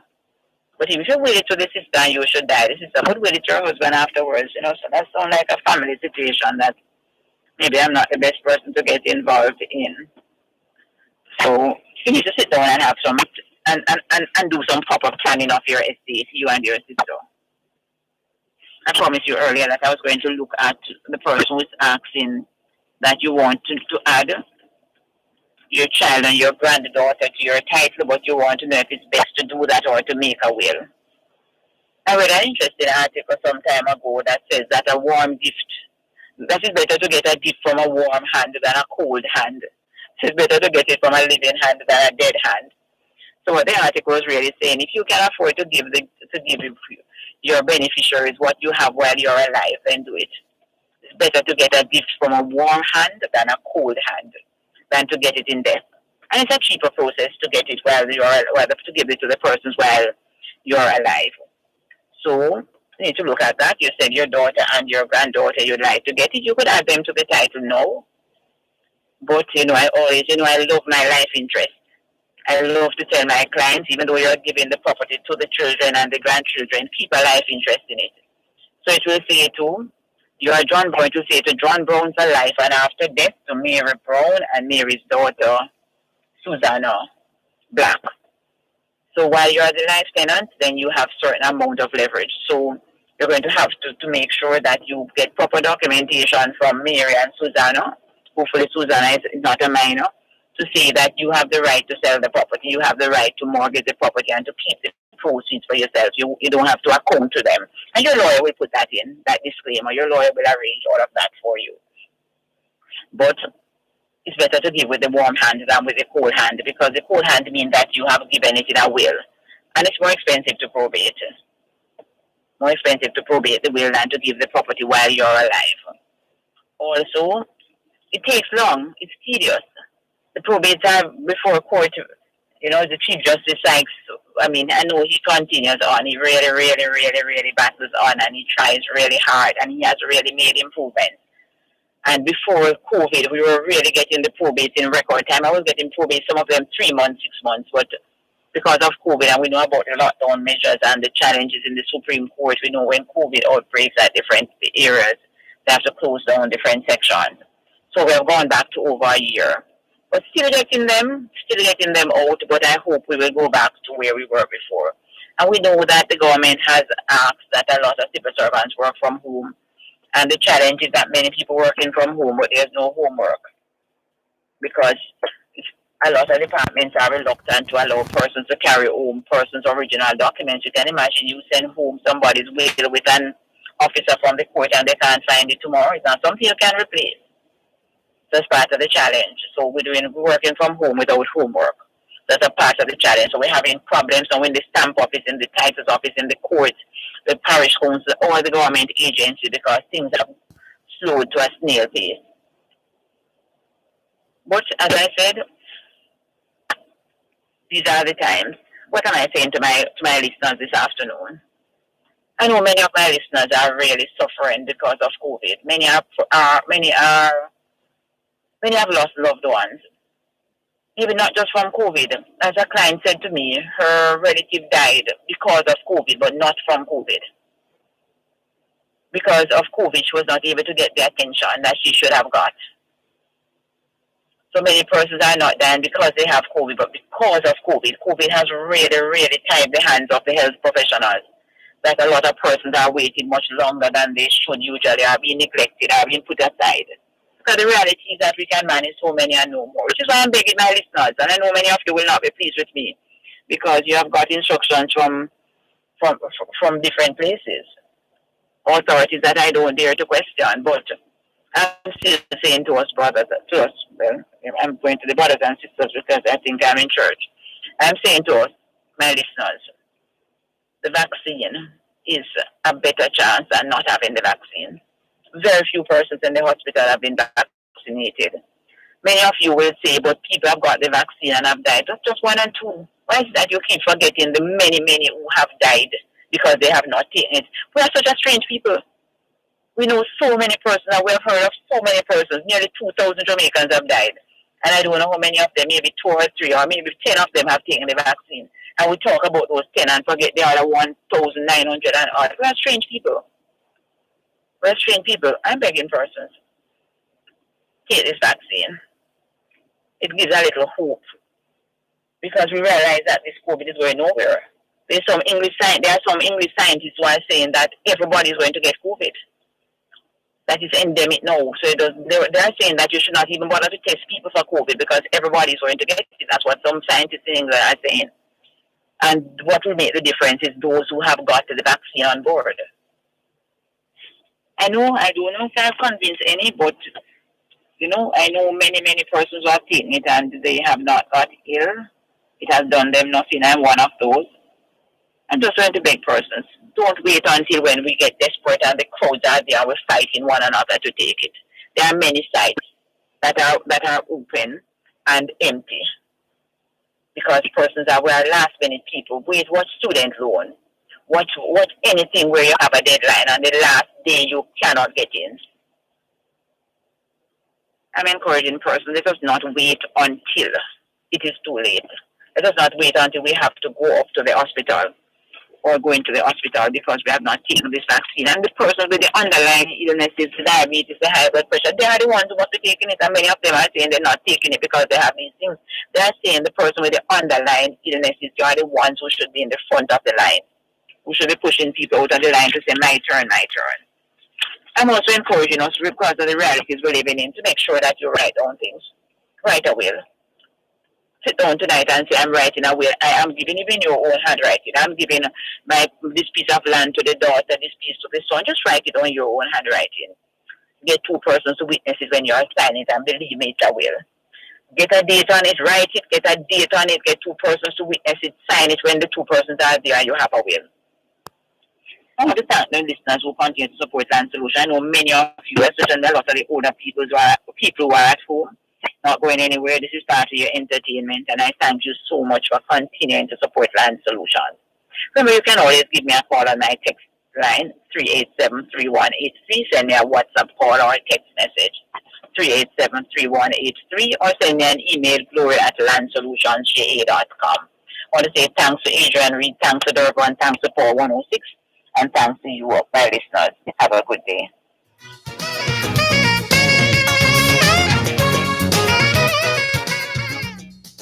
You contribute directly to Jamaica's national development when you pay your customs duties. Let's all do our part in keeping the wheels of our economy turning. The time by the Jamaica Customs Agency is 3:30.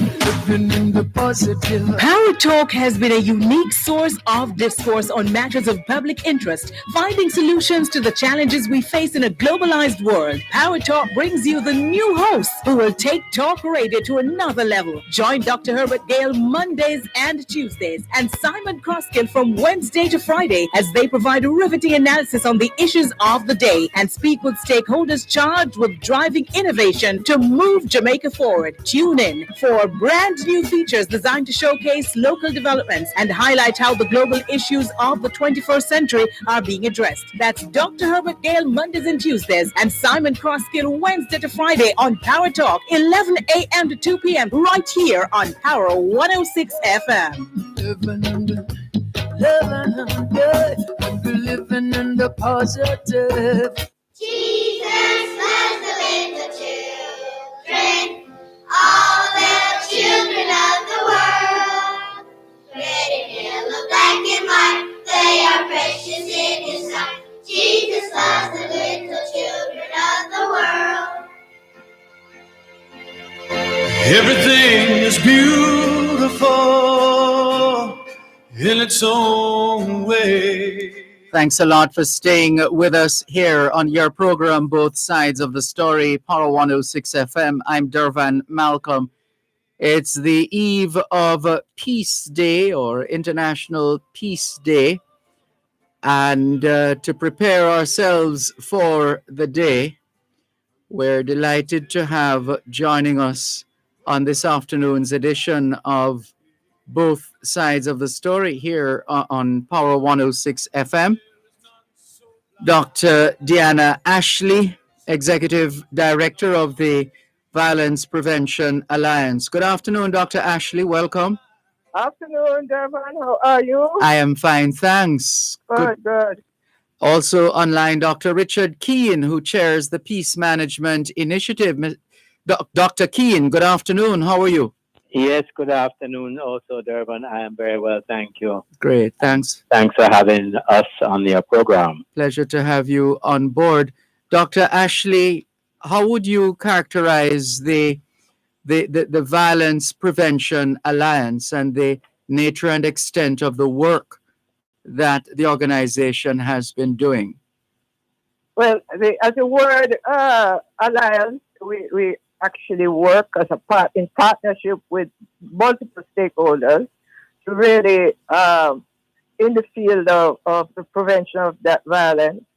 We're particularly focused on looking at best practices and evidence to support the interventions that can make a difference. And we have been in existence since 2004, 2005. And so it has been a steady growth in the work. Sometimes the headlines leave you frustrated and disheartened, but we are convinced that violence can be prevented. So together, I think we can work towards making that difference in the communities and with individuals' lives.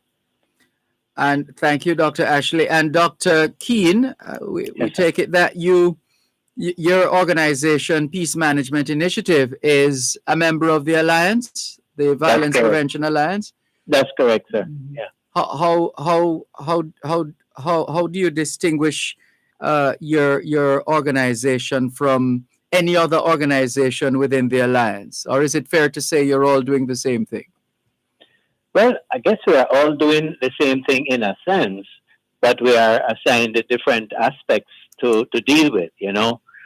So we are operating in the West, which is responsible for St. James, Hanover, and Westmoreland.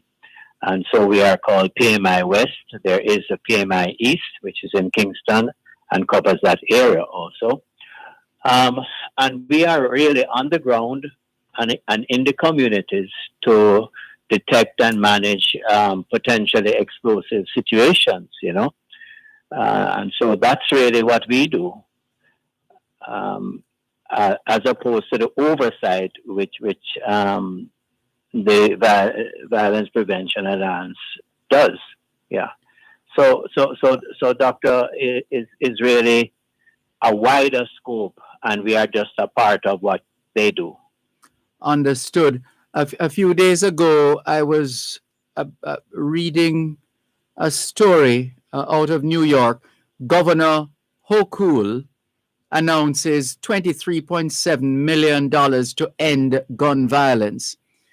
And they list, what was it, about a three-pronged approach. Job training and placement, number one. Number two, and this is where New York is awarding $16 million to local workforce development boards to fund workforce training, etc. Number two, community activities. New York is awarding $5.7 million in grants to provide sports, arts, civic engagement, skill development, and recreational programming in communities seeing high gun violence. And three, additional staffing for community-based gun violence intervention organization. New York is awarding $2 million to gun violence intervention programs. Is it that a country that has deep pockets is in a better position to or is likely to be in a better position to fund and support programs of organizations such as the Violence Prevention Alliance, for example, in tackling the violence from a different position, not from the security standpoint? Go ahead, Dr. Ashley. No, I think one of the critical things is to understand that the prevention of violence is an investment. It's not a matter of just doing something. It's an investment to the development of an improvement of our economy and GDP. If you want to see an increase in productivity, you must invest in your people. And so you need to invest in making sure children don't drop out of school. And in fact, when they leave school, they have learned and can read and write and therefore can go on to develop usable skills and gain employment. And so you need productive investments to ensure that those who have failed in school obtain remedial education. And one of the ways to teach and engage with students is to use different tools, whether it be in schools or out of schools. Engage with children so they actually learn. And sports is a medium the arts, the creative arts, are all mediums that can be used effectively to engage with children and youth who, in the traditional sense, are not learning in school the way they should learn, right?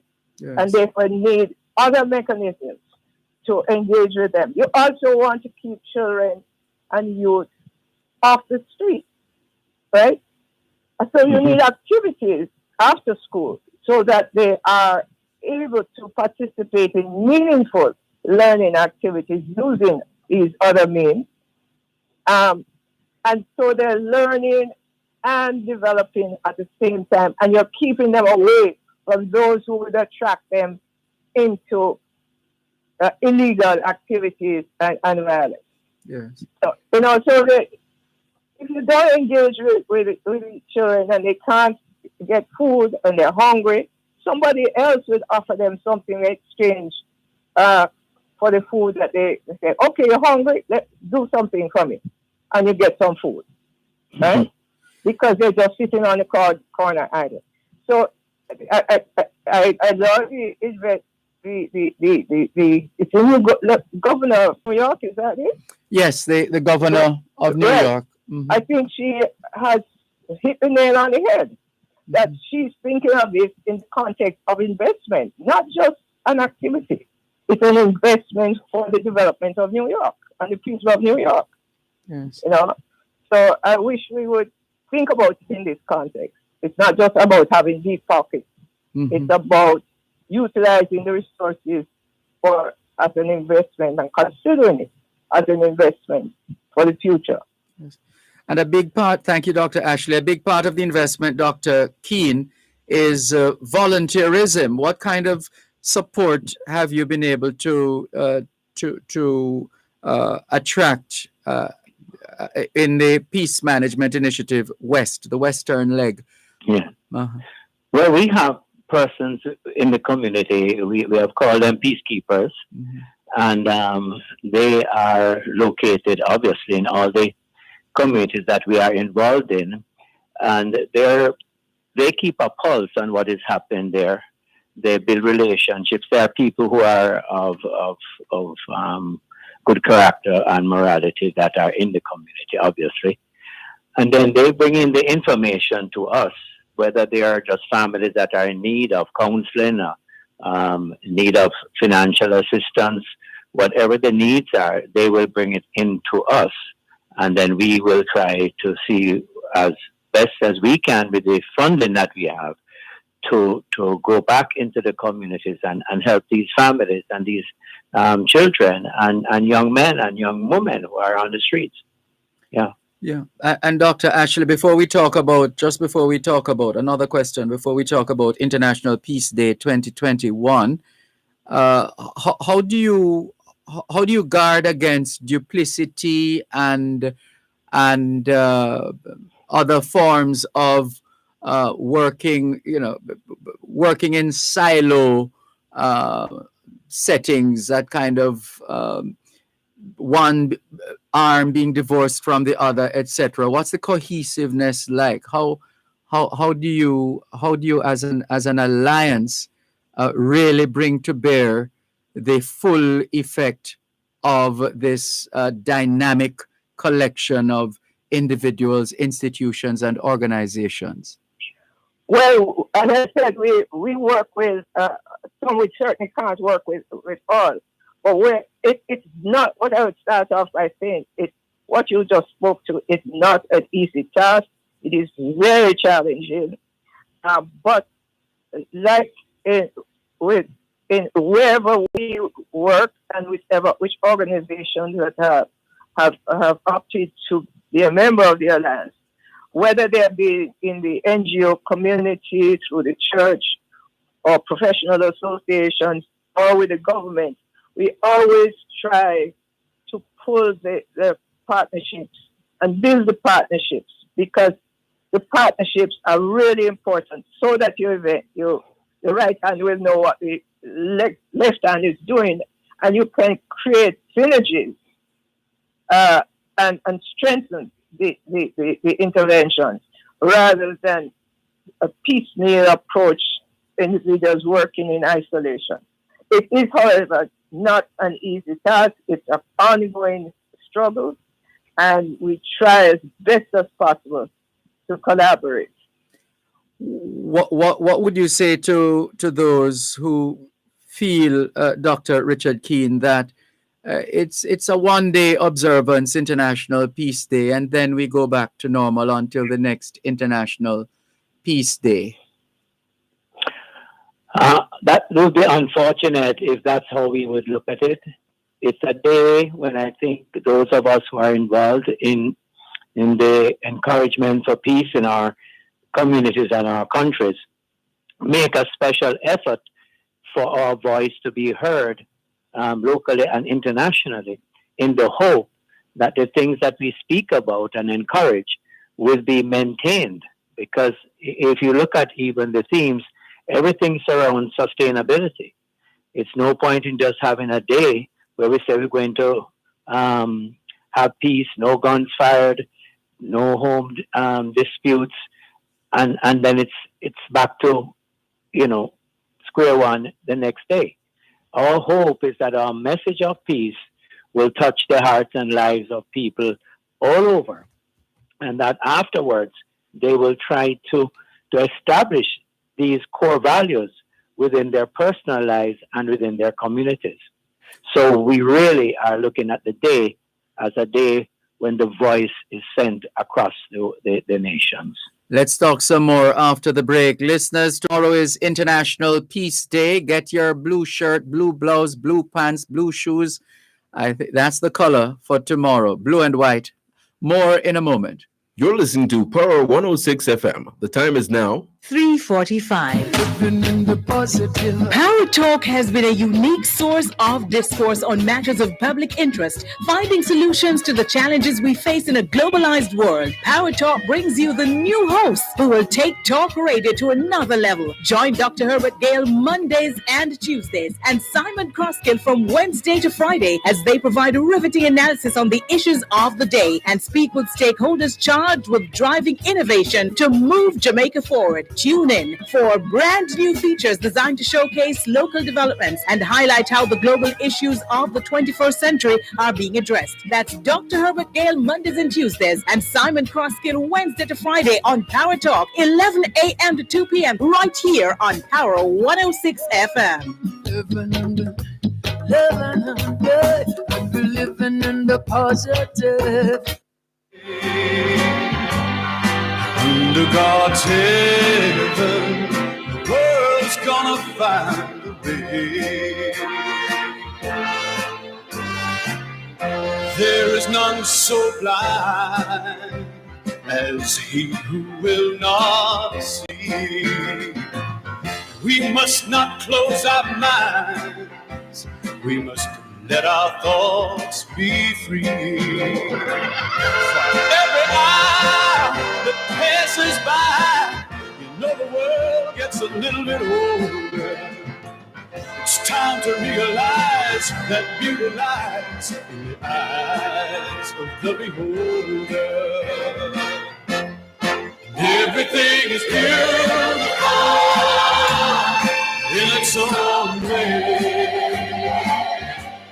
Ray Stevens brightening up the afternoon here on both sides of the story, Power 106 FM, as we feature two of the organizations, and well, one of them being an umbrella organization in terms of working with other similarly minded organizations and individuals. This is the eve of International Peace Day, which is being held this year, being observed this year under the theme, Sustaining Communities for a Peaceful Country. And we are delighted to have with us the Executive Director of the Violence Prevention Alliance, Dr. Deanna Ashley, and the Chairman of the Peace Management Initiative, PMI West, Dr. Richard Keene. Dr. Ashley, how will the Violence Prevention Alliance be marking International Peace Day 2021 tomorrow? Okay, we have an ongoing committee which has different stakeholders on it that have been planning activities over the last few months. And one of the significant activities that will happen over the next few days is in partnership with the Ministry of Education, Youth and Information, the Early Childhood Commission, and others. And this is through these organizations, children are being encouraged to write Peace Day letters and to reinforce the message of peace, right?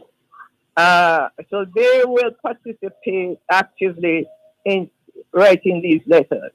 And these letters will then be reviewed and then published on social media, and some will be selected for incorporating it and published in the newspapers. So that's one of the activities, and we will actually at the end have a selection of the best letters and give some prizes. So that's one, and then PMI will tell you about. Yes, indeed. We'll tell you about their activities, and then the Manchester Peace Coalition, again working in partnership with the Ministry of Education, will be having a virtual civic ceremony and panel discussion. And the guest speaker for that event is Dr. Herbert Gale, who is a social anthropologist at the university. And I think there's another one, which is Rotary Club at Manor Park, will host a virtual forum on peace tomorrow evening at 6 o'clock. So those are some of the things that we have been discussing, and organizations that will be participating in Peace Day activities. And I said, PMI West has a significant activity. So, well, let's hear. Yes, indeed. Thanks, Dr. Ashley. Let's hear from Dr. Keane. How will you and your team of volunteers be marking International Peace Day tomorrow? Yes, sir. So we have planned a webinar, and we are having persons on the panel to do presentations. We're going to have Mr. Damian Hutchinson, which is the Executive Director of PMI East, and he will be talking about building peace in the community. We also have one of our psychologists who is a member of the PMI board, Dr. Melvin Spence, who will be talking about building a sustainable culture of peace. So they are going to be aired tomorrow between 10 and 1:30. We also have the police represented by Senior Superintendent Desmond Brooks, and he is the Director of Planning, Research and Development branch of the Jamaica Constabulary Force. He's going to be speaking on how peace affects the society. So we are hoping that their message, which is going to be aired on all platforms and through different organizations, that we will get the word out that we can sustain peace in our communities if we just apply some of the principles which should be taught in our webinar tomorrow.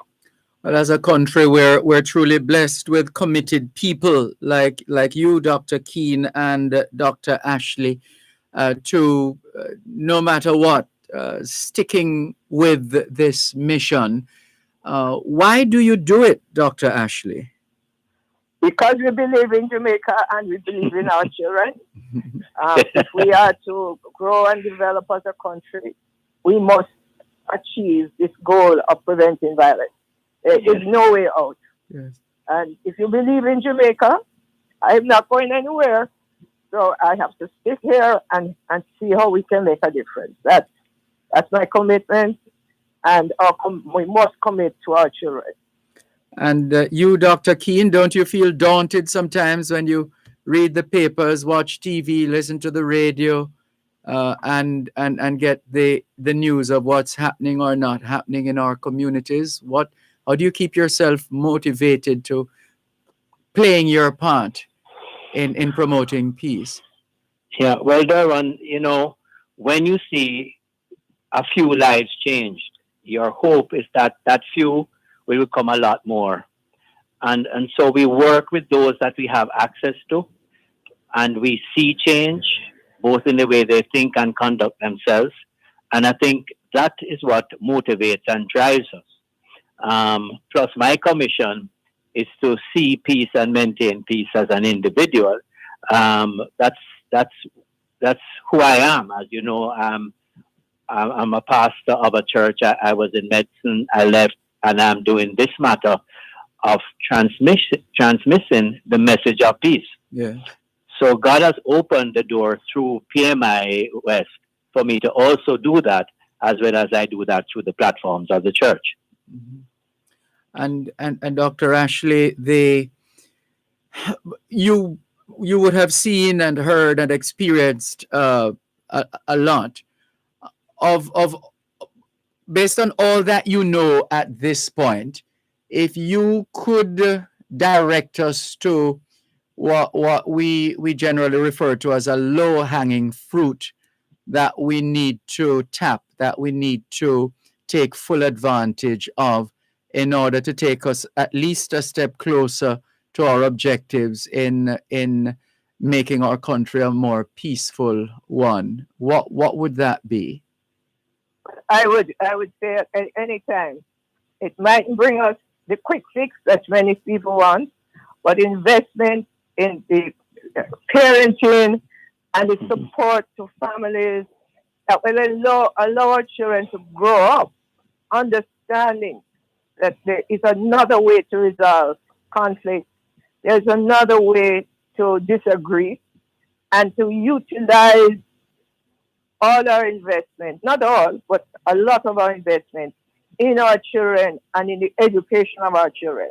Because at the end of the day, and those children, if we don't stop the high dropout rate, the failures to learn, etc., they will ultimately become the perpetrators of the crime and violence.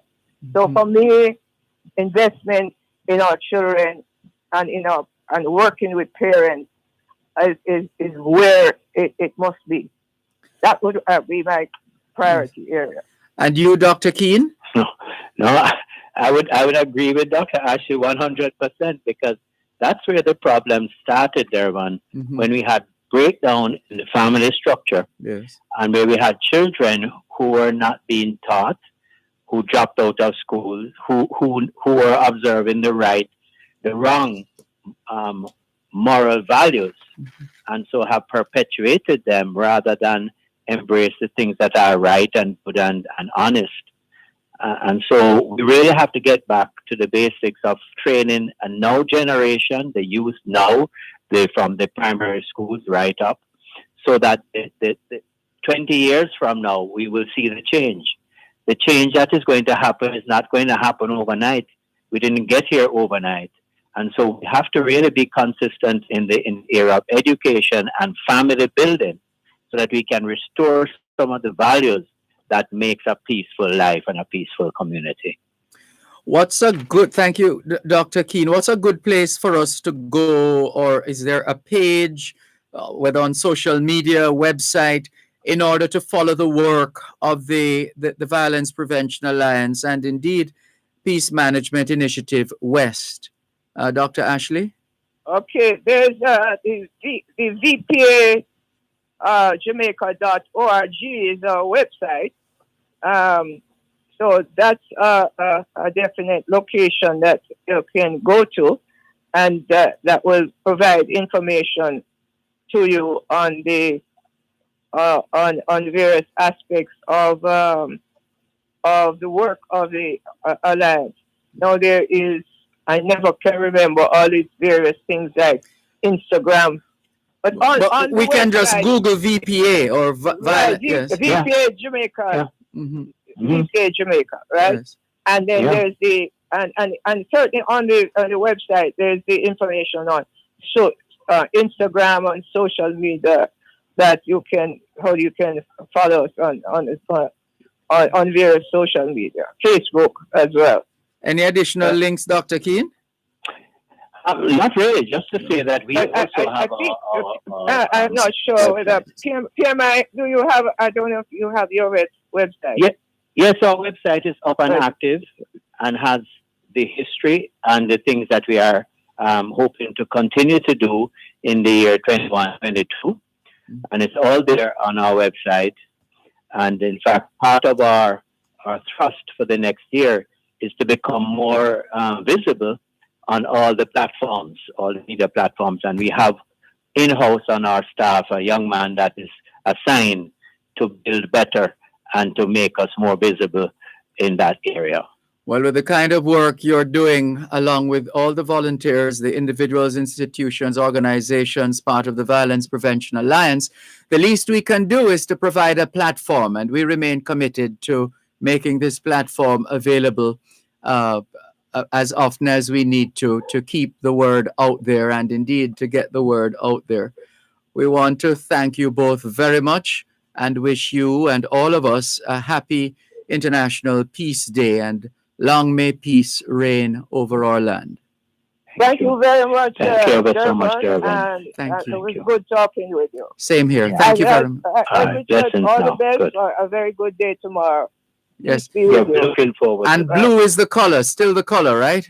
Right, blue and white. Blue and white. As always, yes. All right, sounds good. Thank you both. All the best. Take care. All right, good. Blessings. Bye. Blessings to you too. Bye-bye. Dr. Richard Keane, well-known clergyman and chairman of the Peace Management Initiative West, and Dr. Deanna Ashley, Executive Director of the Violence Prevention Alliance.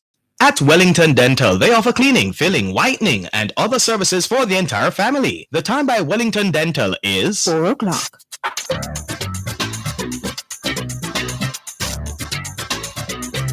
Under the law. Know your rights and how the laws of Jamaica can help you defend those rights. Under the law. Brought to you today by the Ministry of National Security, creating a safer Jamaica.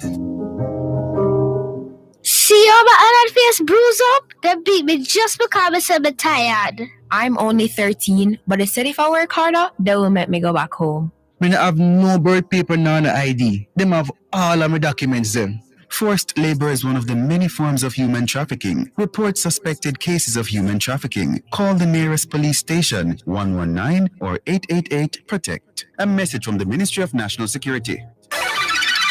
Morning, Ali. How was your weekend? Quiet. The principal been looking for you all morning, coach. I wonder what she want. Since nobody else in the staff room, let me give you a heads up. For the rumblings not nice. Why you make it sound so dramatic? It is. The whole school know about the poster you print 3 weeks ago about a football camp where the youngsters had to pay $2,500 for food and transportation. So, anything wrong with that? It sounded all right. That's why so many parents allowed their 12 to 15-year-old sons to attend. But story come to bump, Mark. What you talking about? You are real coach? For nobody expected you to carry the people then picnic to a house in a St. Catherine, go sleep on sponge. And then get up in the morning, figure beg money all over the country for some bogus football club. Somebody a try spread propaganda for me.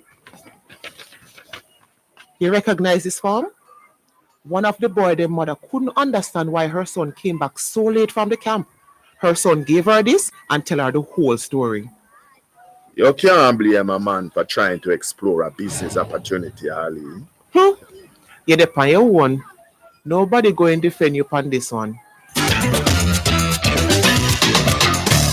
Coach can be arrested for trafficking in persons forced begging under Section 4.1 of the Trafficking in Persons Prevention, Suppression and Punishment Act 2007. Mark can be sentenced to a maximum of 20 years imprisonment at hard labor or both imprisonment and a fine. And there are aggravating circumstances, as the victim is a child and the offense involved more than one victim. So he can be sentenced to an additional 10 years imprisonment. That's how it is under the law. Brought to you today by the Ministry of National Security, creating a safer Jamaica. Join us Mondays at 6:45 and 8:55 a.m. and at 9:55 p.m. on Power 106 FM for Under the Law.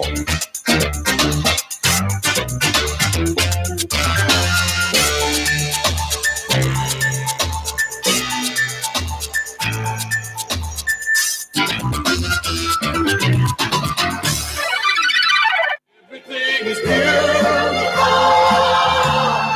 in its own way. Like a starry summer night or a snow-covered winter's day. Sing it, children. Que hora es en espagnol? Son las 4:04. Quelle heure est-il en français? Les 4:04. 现在地点了4点04分. 4 minutes past 4 o'clock in the afternoon here at Broadcast House, 32 Lyndhurst Road, Kingston 5, St. Andrew, Jamaica. Have you had a checkup lately? If not, now is a good time. Let's not wait till we get sick to get a checkup. How about that? Checking in with more on your program, Both Sides of the Story, Power 106 FM. Still streaming live on the Gleaners website, go-jamaica.com. Live on your smart devices all over the world. We shared with you earlier on in our discussion our pre-International Peace Day discussion here on Both Sides of the Story, some of the plans that the governor of New York, Governor Kathy Hochul, has for as far as ending gun violence is concerned. And among the activities, $5.7 million in grants to provide sports, arts, civic engagement, skill development, and recreational programming. A lot of our young people would find those areas quite exciting. And we perhaps need more institutions, organizations aimed at encouraging and nurturing budding sports enthusiasts who might very well turn out to be sporting megastars.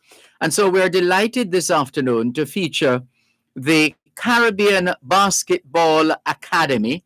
And yes, we know some of you are going, wait, what? Where is that? Well, we're going to find out about the Caribbean Basketball Academy. Co-founder and coach Ludlow Barker, a member of our team here at Power 106 FM, is joining us to tell us more. Good afternoon, Ludlow. How are you? Good afternoon, Dervan. I am good and hope you are staying safe and staying well. Same here. I hope the same for you as well. And we have a basketball player, and she is Jamelia Bennett, and we'll hear her story in a little while, but she's joining us as well. Hello, Jamelia Bennett. How are you?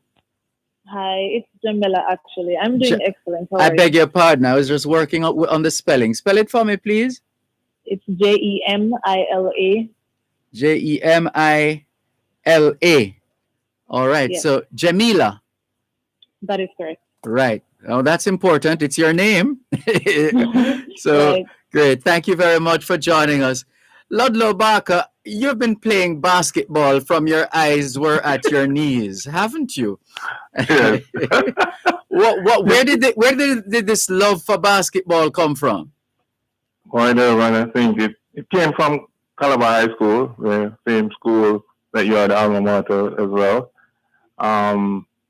I played a lot of sports and settled on basketball in the end.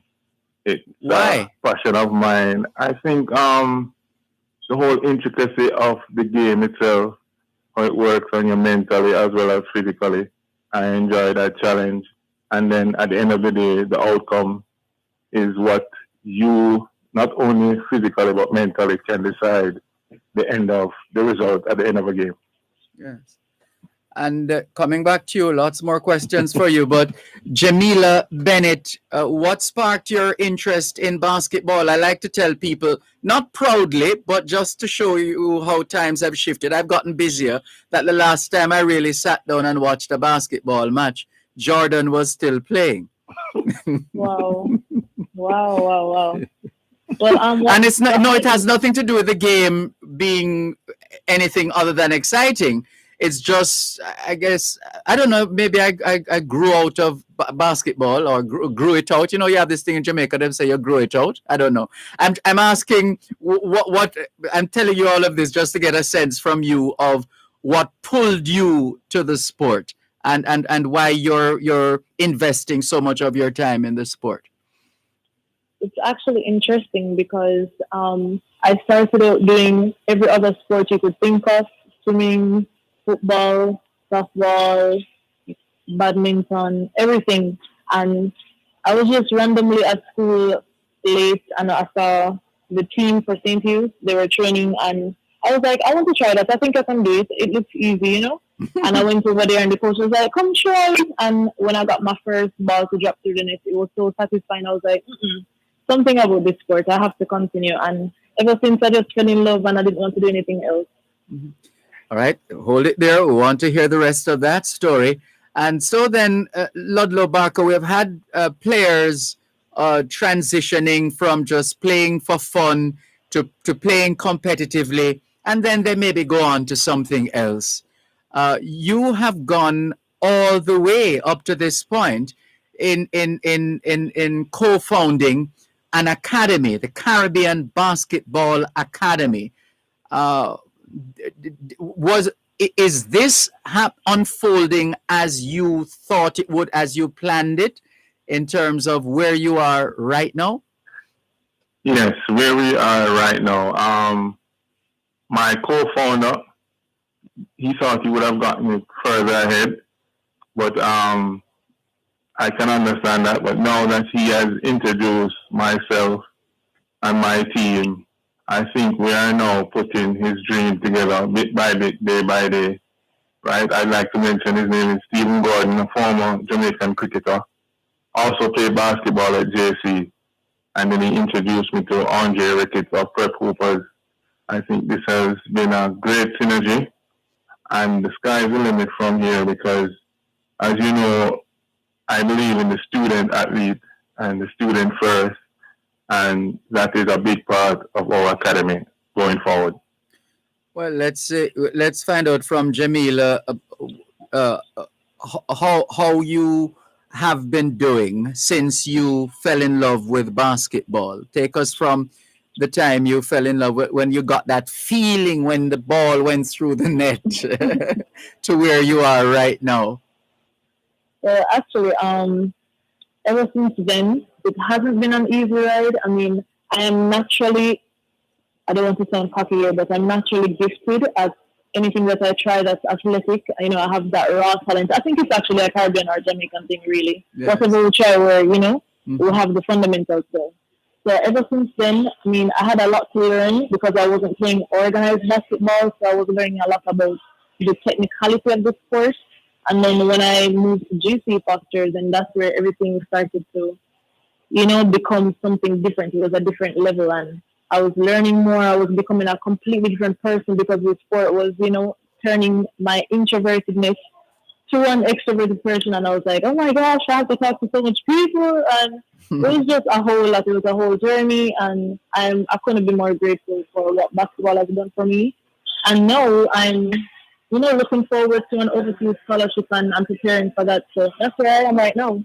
Very good. And how did you come in contact with Coach Barker and now the Caribbean Basketball Academy? Oh boy, so that story is actually quite interesting. So I knew Coach Barker from Calabar days, and they used to come over to GC Pastor to play their games. And it's so funny. I actually did not like him because he was so. To me, he came off cocky, but I think a lot of people they misinterpret cocky for passion. Yes. This man is so passionate about his team and just the game. And during COVID time, when sport was on a pause and everyone was kind of depressed and fat, like I heard that some training was going on near Calabar, and I was like, okay, great, finally I get to see people and see the court and the basketball again. So I went out. He had no idea who I was, but I knew his face, and he was like, "Oh, hi, so welcoming me." He doesn't care who you are, and just welcomed me to the training. And ever since then, he was like, "Yeah, man, I'll work with you," and he doesn't care who I am. He was just like, "No, man, you have something special. I'm going to continue to. You must continue to come to train." And yeah, that's what we've been doing so far. Yes. Ever since the start of this year. Well, we want to talk about thank you, Jamila. We want to talk about the mechanics of the Caribbean Basketball Academy, how you and your co-founder have envisioned this academy, and how you have been and plan to roll out the programs, the services, the general work of the team at the Caribbean Basketball Academy. Let's talk about those matters when we come back from the break. Here on both sides of the story, our guests, co-founder and coach of Caribbean Basketball Academy, Ludlow Barker, and one of those soon to, those stars, they're at that point before they get to that massive stage and take charge in a big way and get our attention in a big way. Well, she's getting there. Jamila Bennett, she's with us as well. You're listening to Power 106 FM. The time is now 4:15. Our family and friends are a big part of who we are. And when it comes to keeping you connected to them, Grace Kennedy Money Services Western Union makes it safer and easier. Now friends and family overseas can use the Western Union app or westernunion.com to send money directly to your bank account without leaving home. Receive a Western Union money transfer directly into your bank account with a direct-to-bank service. Register online at gkmsonline.com and share your banking details with your sender so you don't have to leave home to collect. Dr. Jackie Campbell is on call Wednesday evenings at 8 with Powering Your Health. This Wednesday, September 22, we'll speak to partners at the Heart Foundation about the Jamaican food landscape and the benefits of a healthy lifestyle. Also, tune in for an exciting healthy conversation with Dr. Jackie Campbell as she speaks about the psychology of color. Powering Your Health is brought to you by 6 West Medical, 6 West Street, Old Harbour, St. Catherine, PA Benjamin, a trusted name for over a century, National Health Fund, your partner for healthy living, Jamaica Plumbing Supplies Limited, Let's Save Water, Wellington Dental, 57 Wellington Street, Spanish Town, Benson Pharmacy, 11 Main Street, A2 Old Harbour, and Daisy Health Technology, monitoring health to blossom. That's Powering Your Health this Wednesday, September 22 at 8 p.m. only on Power 106 FM.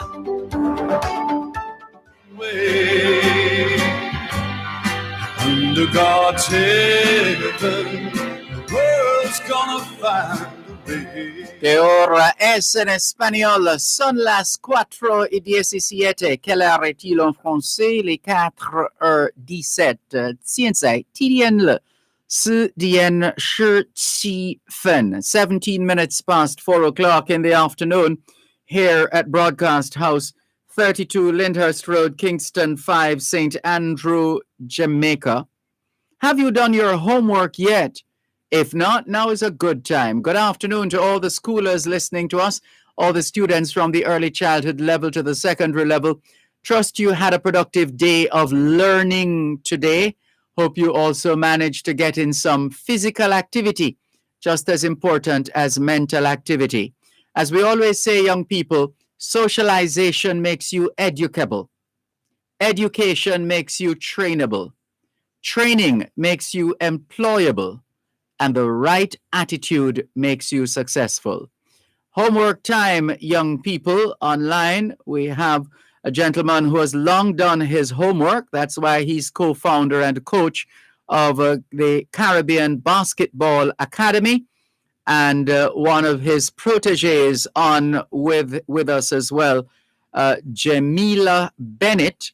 And we are learning more about the Caribbean Basketball Academy and the prospects for not just Jamila Bennett, but all the other youngsters who dream of playing basketball professionally, and even those who just love the game and want to keep active by playing the game.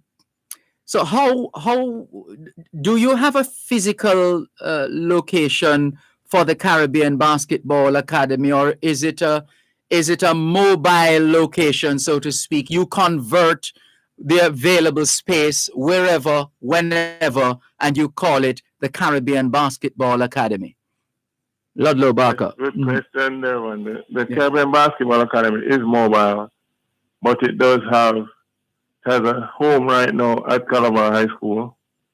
But we are now in the process of having a couple other homes for it, as we're trying to build an indoor situation in St. Catherine so that there will be no more rain out the games, and we'll be able to host a lot more international players, international games, and the sky is the limit, really.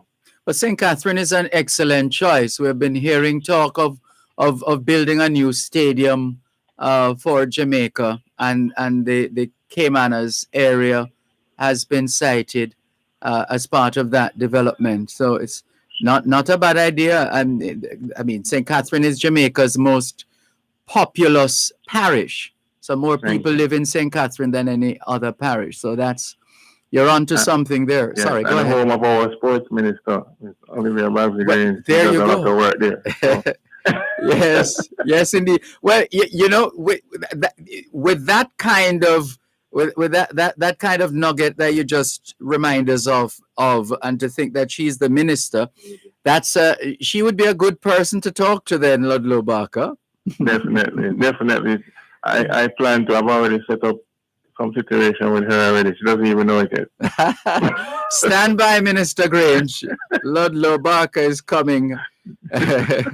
All right. So then, Jamila, how would you characterize your style of play, your game? What makes you the special talent that we gather you are? Well, that's actually a really interesting question. You see, I'm actually tiny in the basketball world. Tiny? You mean in terms years, of how you're built? my height? Yes. My height. I am average height, but in the basketball world, everyone is 6 feet and over. Yes. So what makes me special from everyone, or different or unique to catch someone's eye, is how I use my height as an advantage. So my playing style, I like to pass and make nifty passes to my teammates so that they can get easy baskets. I mean, that's not something easy to do per se, but I mean, I think that would make my basketball game pretty unique, or make up the characteristic of my basketball game. Yeah. Is that like being what they call in football a midfield general in terms of? Precisely, yes. Which is key. Last time we had somebody like that was Theodore Whitmore, who is now the coach of the Reggae Boys. But and therefore teamwork, obviously, as the cliche goes, but it's a worthwhile cliche, makes the dream work.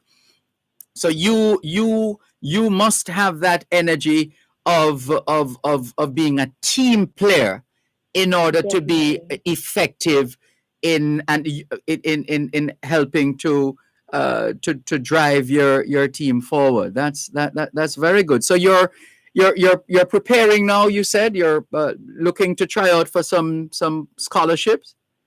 Yes, I am preparing to leave actually for a scholarship offer. Oh, so you have received that offer already? Yes, I have. Well, congratulations. Thank you so much. Very. I appreciate that. Oh goodness, Coach Barker, was this? How quickly did this happen? Boy, it happened quickly in terms of Jamila's acceptance of the fact that I realize that she has what it takes, and that leadership quality that's in her, that I knew no matter what height she was, she is going to be good. And I was able to tell the same idea to Carver University. They're happy to receive her and another young lady, Tai Treasure. And I'm looking forward to hearing great things. I think it's a perfect fit for them. And I expect Jamila to do well and continue on her basketball because she loves it. She has a passion for it. And I wish her all the best.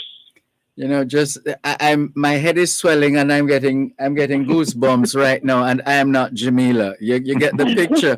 What's the feeling like knowing where you're coming from, where you are now, and where you're heading, Jamila? To tell you the truth, I'm trying to compose myself because if I get on that exciting train, it's not going to stop, and I can't control myself. So it's best that I keep composed right now and just enjoy the ride and be grateful for every moment and every obstacle that I get over. Yeah, so that's what I'm doing right now. I'm not too excited, but I'm so grateful. Right. And Coach Barker, we know COVID-19 is all over the place, all over the world, and we're all trying to beat it, to fight it. What's the level of what's the extent of the impact on the capacity of the Caribbean Basketball Academy to achieving its objectives? Boy, COVID has been good to me, Dervan. What? Yeah. Careful, Ludlow. It helped me to put things in perspective. Sometimes when you're just going along and doing what you do, you sometimes miss some of the intricacies of things that can be done and how much you can do more. So when I was empowered by this group, I realized that I needed to now settle and concentrate on what I really love to do, which is help and empower young men and women to be the best they can be. And during COVID, we already have, well, there's not a male player on this program along with Jamila because they have left, and there's at least 3 to 4 more waiting to leave if everything works out. So we you haven't been wasting any time at all. No, Dervan. I haven't been wasting any time at all, and they're going all over the place. And thanks to Steve Gordon and our advisor Andre Ricketts, who is always there as an advisor and helping us to go in the right direction and help these young men and young women reach new heights. Yes. And how about you, Jamila? How do you keep your muscles supple and your fitness level up to par, considering the restrictions, the lockdowns, and all the trappings of COVID-19? Boy, honestly, I don't want to sound like a little, copy and paste, but COVID actually has been good to me as well because I stay at home either way, so it didn't really bother me. It's just the training. But it's a good thing that I live in a scheme, so I actually have a court that I could work out and keep fit. And, so I was doing my little work there before I actually found the Caribbean basketball camp.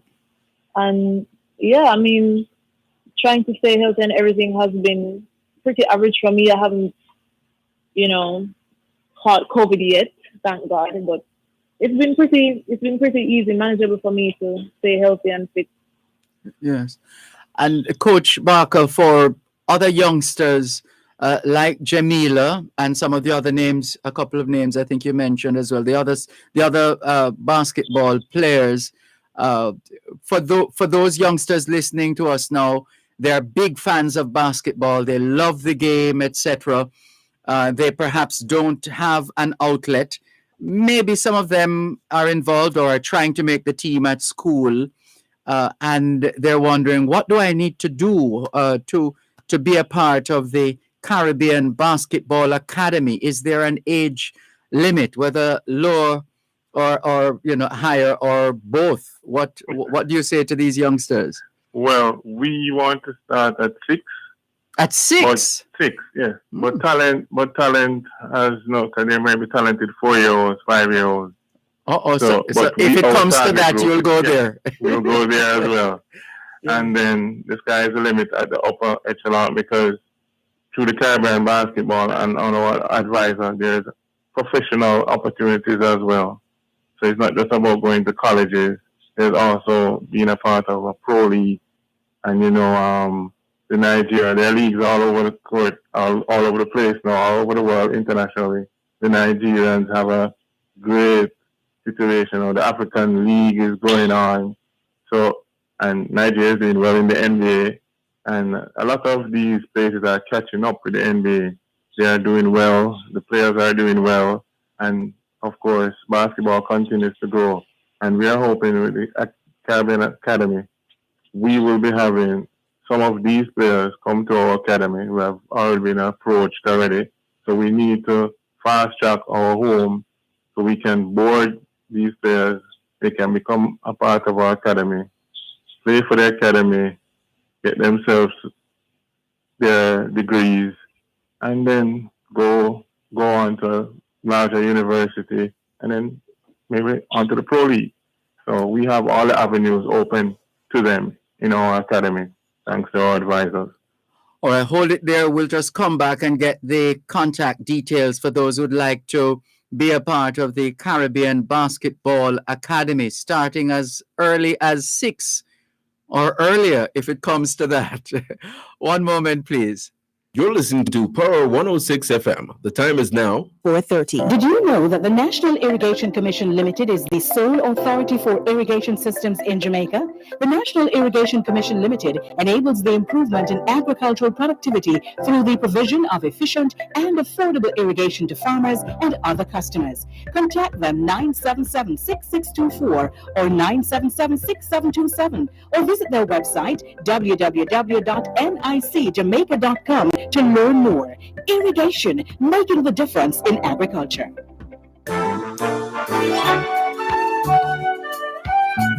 It's the show that engages you with stimulating and intriguing discussions to spice up your night.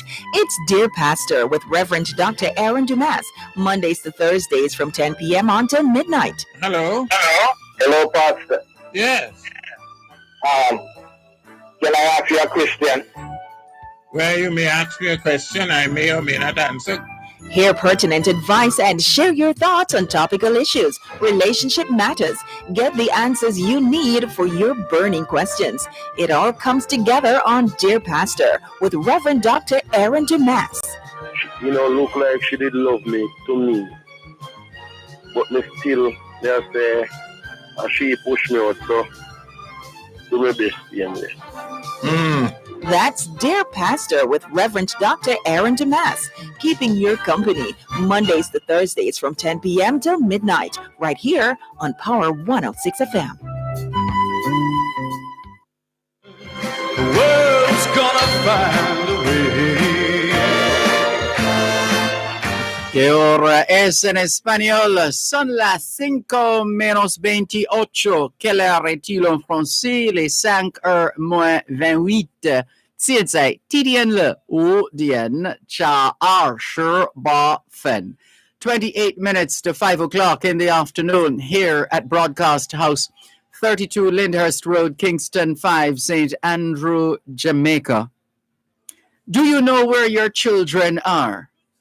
Are they where they're supposed to be? Doing what they're supposed to be doing? It's a good time to check up on the children.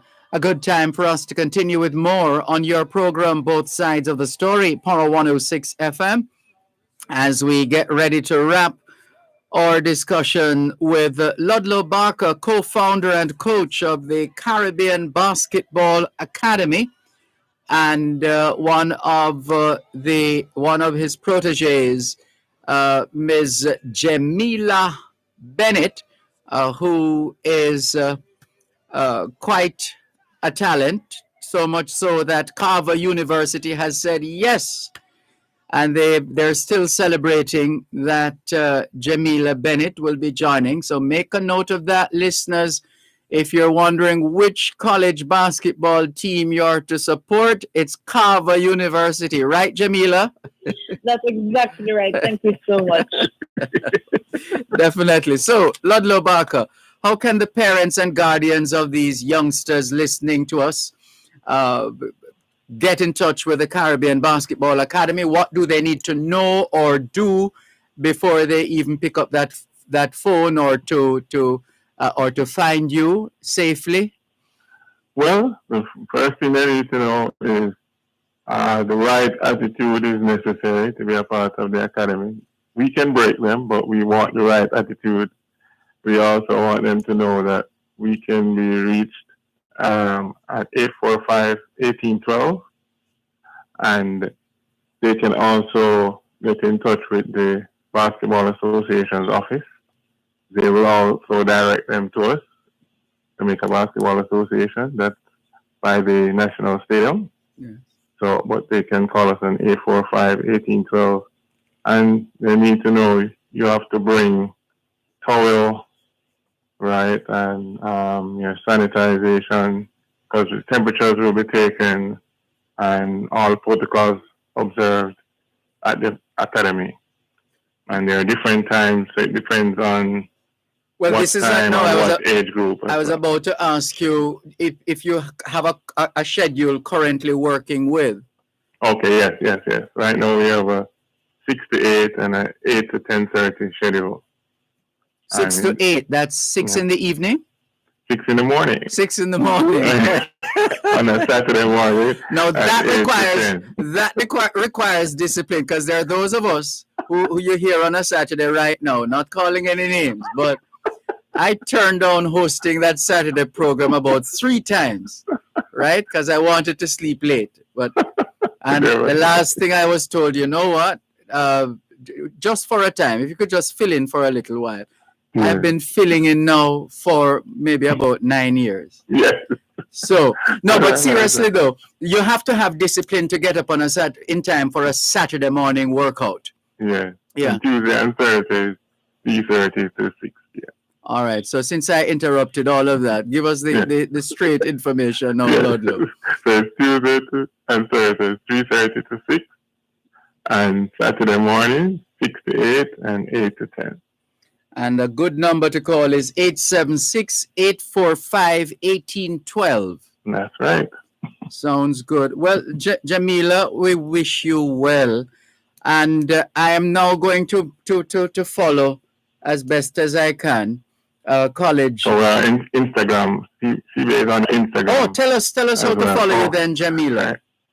Yes, Jamila, you need to, you remember the CBA Instagram, or is it CBA Basketball, or Caribbean Basketball Academy on the Instagram page. Yeah, that's it, right? that. Yes, it's Caribbean Basketball Academy.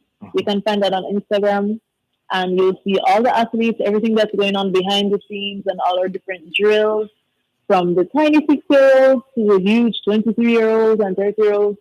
Yeah, that's where you can find all the action. Right. And how soon do you start competing at Carver University or representing Carver University? Our competition actually starts this weekend, and it goes straight until next year, January, February. And is the competition usually aired on cable? Yes. Sometimes you can catch some of the shows some of the games on ESPN or even maybe CBC or ABC. Yeah. So, and you could possibly stream online on YouTube as well if there's a link available. All right. So I'll be making a note. Listeners, remember the name, Jamila Bennett.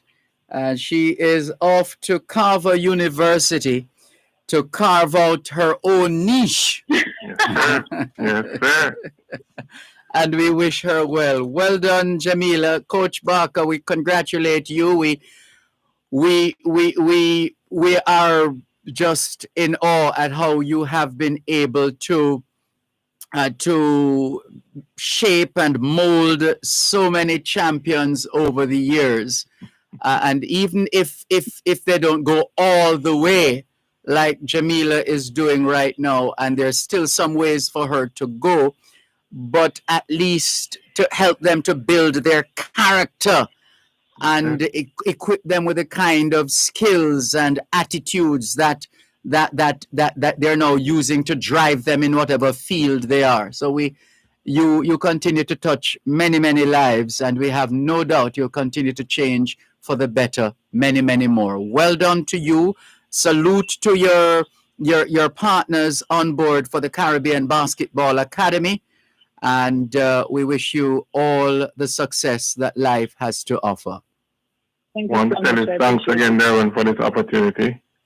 Want to say publicly to Jamila, I wish her all the best. All of these players, love them all, and gonna miss them. Yes. But they are going on to do bigger and better things. Absolutely. And I'm so proud of them. They worked hard. I know they're going to get what they deserve. It's more work, but it's more work, but it's also their dream, and I think they deserve to have a chance at it. Right. Well, I look forward to wearing a Carver University jersey. Well, well done, Jamila. All the best to you, and take care and continue to be safe.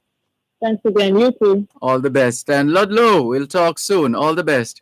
Thank you, everyone. Take care. Good. Take care. Ludlow Barker, co-founder of the Caribbean Basketball Academy, and a well-known basketball coach at one stage, the winningest, maybe he still has the record, the winningest, yes, that's a word, the winningest basketball coach in Jamaica. And you also heard from Jamila Bennett, who is off to Carver University, as we said, to carve out her own niche and make us all very, very proud. Well done. Well done. We enjoyed that. You know why we're so excited about Caribbean Basketball Academy? Our children, our young people have so much energy. They have so much to give that if we don't help them to channel that energy, it's going to backfire on us. And we've been having a lot of that backfiring for years now. And we're just hoping that more institutions, organizations can find more ways, and the schools too, outside of the regular school hours, to engage our young people. They're full of energy, and we have to help them to channel that energy so that they develop a greater sense of self and belief and discipline, and just keep achieving and growing and excelling. Well done, young people. This is your time. This is your time. Some of us are pretty much on our way out, in a manner of speaking. You're on your way in. This is your time. Take full advantage of the opportunities that are all around us. Let's continue with more on your program, Both Sides of the Story. Polo 106 FM, still streaming live on the Gleaners website, go-jamaica.com. Well, since we broached the subject earlier on in our discussion with Dr. Keane and Dr. Ashley, let's give you the detailed report with respect to the governor of New York. If you get used to it, the first female governor of New York, the governor Kathy Hochul, Kathy, Kathy, Hochul. How cool, right? How cool. The first woman to occupy this position. How cool. Hochul. Hochul. That's her surname. Hochul. Kathy Hochul, the governor of New York, and her administration have worked with local leaders across the state of New York to identify the most effective use of gun violence prevention funds in each community. Funding has been awarded to support 3 gun violence prevention programs. Here are the 3 gun violence prevention programs that the first female governor of New York is looking to roll out and is rolling out right now. Number 1, job training and placement. New York is awarding $16 million, US dollars, of course, to local workforce development boards to fund workforce training and job placement programs in 20 cities most impacted by gun violence across New York State. Programs were designed and reviewed by local leaders to provide job training, credentialing, and career placement services to ultimately connect at-risk youth to good-paying permanent jobs. There is nothing like having a job or some kind of vocation, some way in generating revenue. It gives one a sense of responsibility and a sense of self.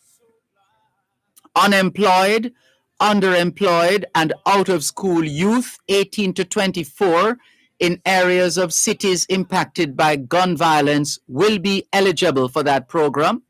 This is in addition to $12 million already awarded to the Consortium for Worker Education to facilitate similar programs to youth in New York City. Interested young people can learn more and connect to these programs. Let's tell you more after the break.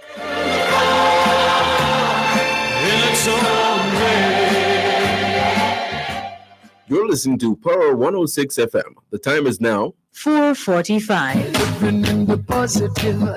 Tune in every Thursday at 11:30 a.m. to midday for your Legal Corner with Dahlia Walker Huntington during Power Talk on Power 106 FM. You can call our numbers 876-922-4112-5. The text and WhatsApp line is 876-279-8598. You can also send an email at yourlegalcorner106@gmail.com. Join Your Legal Corner for all matters in relation to immigration to the United States. Here, Dahlia offer great legal advice on your immigration queries and concerns. Learn about the filing process, when to file, and how to prepare for the move. That's Your Legal Corner, 11:30 to midday, every Thursday, right here on Power 106 FM. It's young, it's fresh, it's worldviews from a youth perspective. It's Gen Z, navigating the ups and downs of everyday life. Saturdays at 9 a.m. on Power 106 FM.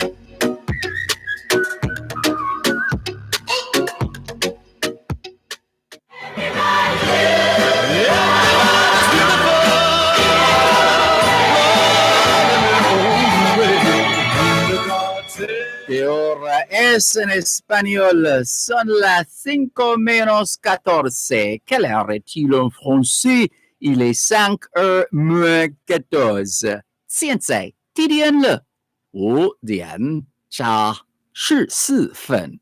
14 minutes to 5 o'clock in the afternoon here at Broadcast House, 32 Lyndhurst Road, Kingston 5, St. Andrew, Jamaica. Good afternoon to all working Jamaicans tuned into both sides of the story here on Power 106 FM. It's a good time for us to ask ourselves, how productive have we been today? How productive have we been today? Let's continue with more on your program, Both Sides of the Story, Power 106 FM, and greet the many, many listeners and viewers who have been online since 2 o'clock this afternoon. Trevor Smith says, Trevor Smith, it's been forever. He says, hi, Dervan, how you doing? It's been a while. I haven't tuned in. I'm listening and learning today. That's good to know, Trevor Smith. Good to have you on board after such a hiatus. Jacqueline Simmons, good afternoon. Thanks for joining us. Sham White, welcome. Neriga Smart Morgan 7, good afternoon to you too. And thank you for your greetings and blessings on behalf of our listeners. This is Neriga and Narvi Nichols are in class, they tell us. Blessings to you, Miss Gloria. That's for Gloria Brown, who was on earlier on. Inez Iona Campbell says, good afternoon, Mr. Dervan and viewers. Question, is it that Great England is pulling a prank on Jamaica? Because after making that donation, what? That donation never happened? What is this? Exclaims Inez Iona Campbell. We'll hear more in the news, no doubt. Jennifer Stewart on Q Road in Kencott in East Central St. Andrews, listening in as usual. Hi, Jennifer. Martha Laurent in Dominica is with us. Hi, Martha Laurent. Hope you're well. Good to see you. She says, big up, bro. Big up. Thank you for the big up, Martha. Big up to you too. Velta Wilson, good afternoon. Faye Weller, welcome. Sophia Nemad is in, I think it's Newell, St. Elizabeth. Margaret Osborne Lemmy, good afternoon. Dr. Rennie Zazu Williamson, blessings to you too. Thank you very much for the warm greeting. Martha Laurent says, scientists are not God. Take vaccine or not, we must die. Martha Laurent expressing herself there. Violet White says, good afternoon, Dervan. Blessings to you and yours. To you too, Violet White. Paul in Philadelphia, good day to you. Thank you as usual. Where in the world do you see a man that robbed a woman at gunpoint get 9 months in prison with 2 years suspended sentence and now on the street? How can the crime rate be reduced or controlled with such an approach? We can understand your concern and your disappointment, Paul in Philadelphia, but unless you were in court every single second of every single day, to have all the details of what happened, how it transpired, what factors that led to the particular decision. It's pure speculation unless you were in court for that case. Every case is treated on its own merit, Paul, but I can understand your trepidation. Chuck Ray says, Martha Laurent, you think that is a cogent argument for not taking the vaccine because we must die? And Martha Laurent says, everyone has to make their choice, hun. Maureen Oliver Cove says, good afternoon, Sir Dervan Malcolm, listening in and sending love and blessings from New York. We're receiving gladly love and blessings from New York. Maureen Oliver Cove, point guard, she points out. I think that's the position that Jamila plays on the basketball court. Violet says, hello, Marine, blessings of the day. Violet says, we know scientists are not gods. If that's the way you think, I suspect you do not use any healthcare management services. Interesting. And this debate is raging on. Norman Hines is in St. Thomas. Hi, Norman Hines. And Maureen greeting Violet, and Sharon is on as well. Hi, Sharon in Mandeville, Manchester. That's Facebook Live. On YouTube, a lot of activity there as well. Shanice Toller says, good afternoon, Mr. Malcolm. The staff at the Discovery Bay Post Office are tuned in as we anticipate being informed and enlightened.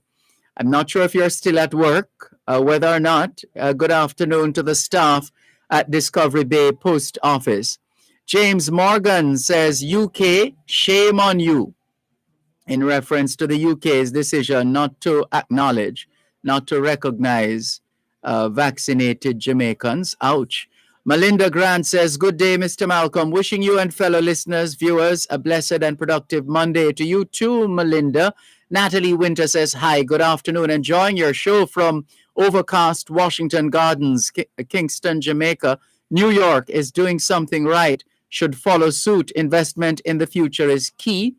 Natalie says, note briefly, law enforcers are looking for those doing illegal activities. Young people, beware. If you can't catch Papa, you go after the son, in inverted commas, says Natalie. What kind of advice is that, Natalie? For Peace Day, do something that is positive that you can pass on to the next generation. Give life, don't take it. Pastor, don't leave out the church. Peaceful behavior should be taught there. God is watching us all. Please advise the transmission group. We're not getting good reception and sound going in and out on YouTube. Regards, Washington, Gardens, Kingston 20. Now, I have to take responsibility for sound going in and out if it's YouTube, because I'm the one streaming on YouTube and on Facebook, Natalie. So we're just seeing the message. We'll check that out. And then she says, goodbye and good luck. See you tomorrow. Bye-bye. Stay safe. Thank you very much. Let's go over to WhatsApp right now and see what's up. Let's see what's up on WhatsApp. Maurice in New Jersey says, Sir Dervan, always a pleasure tuning in. Great segment with Ms. Bennett. It's always a proud moment to see our youngsters make the best of the opportunities presented to them. We know so many, unfortunately, get caught up in the streets. Kudos to you, as always, for stressing the importance of investing in our youths. Maurice in New Jersey. Thank you, Maurice. Always good to connect with you. Always good to hear from you. All the very best. All the very best, Maurice in New Jersey. And there are other messages. What time is it? We're going to wrap in a short while. Let's see. As we get ready to wrap, let's make sure we clear the... Oh, no, let's not forget to convey condolences to the family, friends, colleagues, neighbors of the late Sue McManus.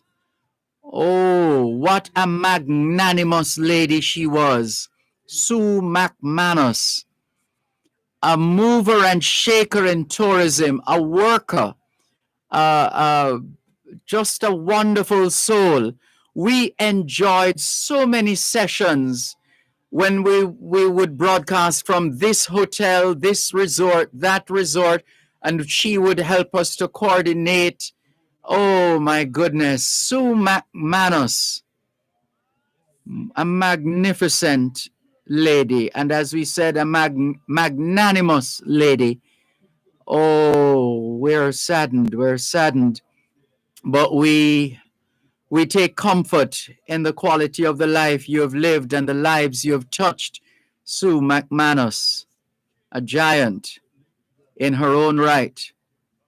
One of those people who delighted in working behind the scenes, not wanting to take. And so many times I've put positioned the microphone in her direction, and she would find a respectful way to bob and weave, and well, not even bob and weave, to just move out of the way, because she was sure that she was not the one who the microphone, in whose direction the microphone was being directed, because that was not her. Sue McManus, may her soul rest in peace. We will always remember her and her work. And in that same breath, because we know people are dying every day, sadly, but it's just a fact of life, we convey condolences to all those who have lost loved ones at home and abroad. Can we thank you once again for the privilege of serving you on yet another edition of your program, Both Sides of the Story, for today, Monday, the 20th of September, 2021. The moving finger writes, and having writ moves on, nor all your piety nor wit shall lure it back to cancel half a line, nor all your tears wash out a word of it. All things being well, Both Sides of the Story returns tomorrow afternoon, 2 to 5. Till then, this is Dervan Malcolm reminding all of us that every day is an opportunity to do better than yesterday. Take care. World's gonna find a way. There is none so blind as he who will not see. We must not close our minds. We must let our thoughts be free. For every hour that passes by, you know the world gets a little bit older. time to realize that beauty lies in the eyes of the beholder. Everything is beautiful in its own way, like the starry sunlight or snow-covered winter's day. Sing it, children. Everybody's beautiful. Under God's heaven, the world's gonna find a way. We shouldn't care about the length of his hair or the color. Don't care about what shows from without, but the love that lives within. We're gonna get it all together now. Everything gonna work out fine.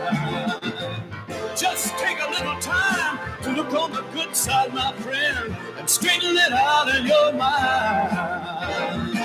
And everything is beautiful in its own way, like a starry summer night or snow-covered winter's day. Sing it, children. Everybody's beautiful. Under God's heaven, the world's gonna find a way. One more time. Everything is beautiful. It's so great, like the starry summer night. You're listening to Power 106 FM. The time is now 5 o'clock. News, comprehensive, powerful, and credible. Power 106 FM now presents a simulcast of Radio Jamaica's News at 5.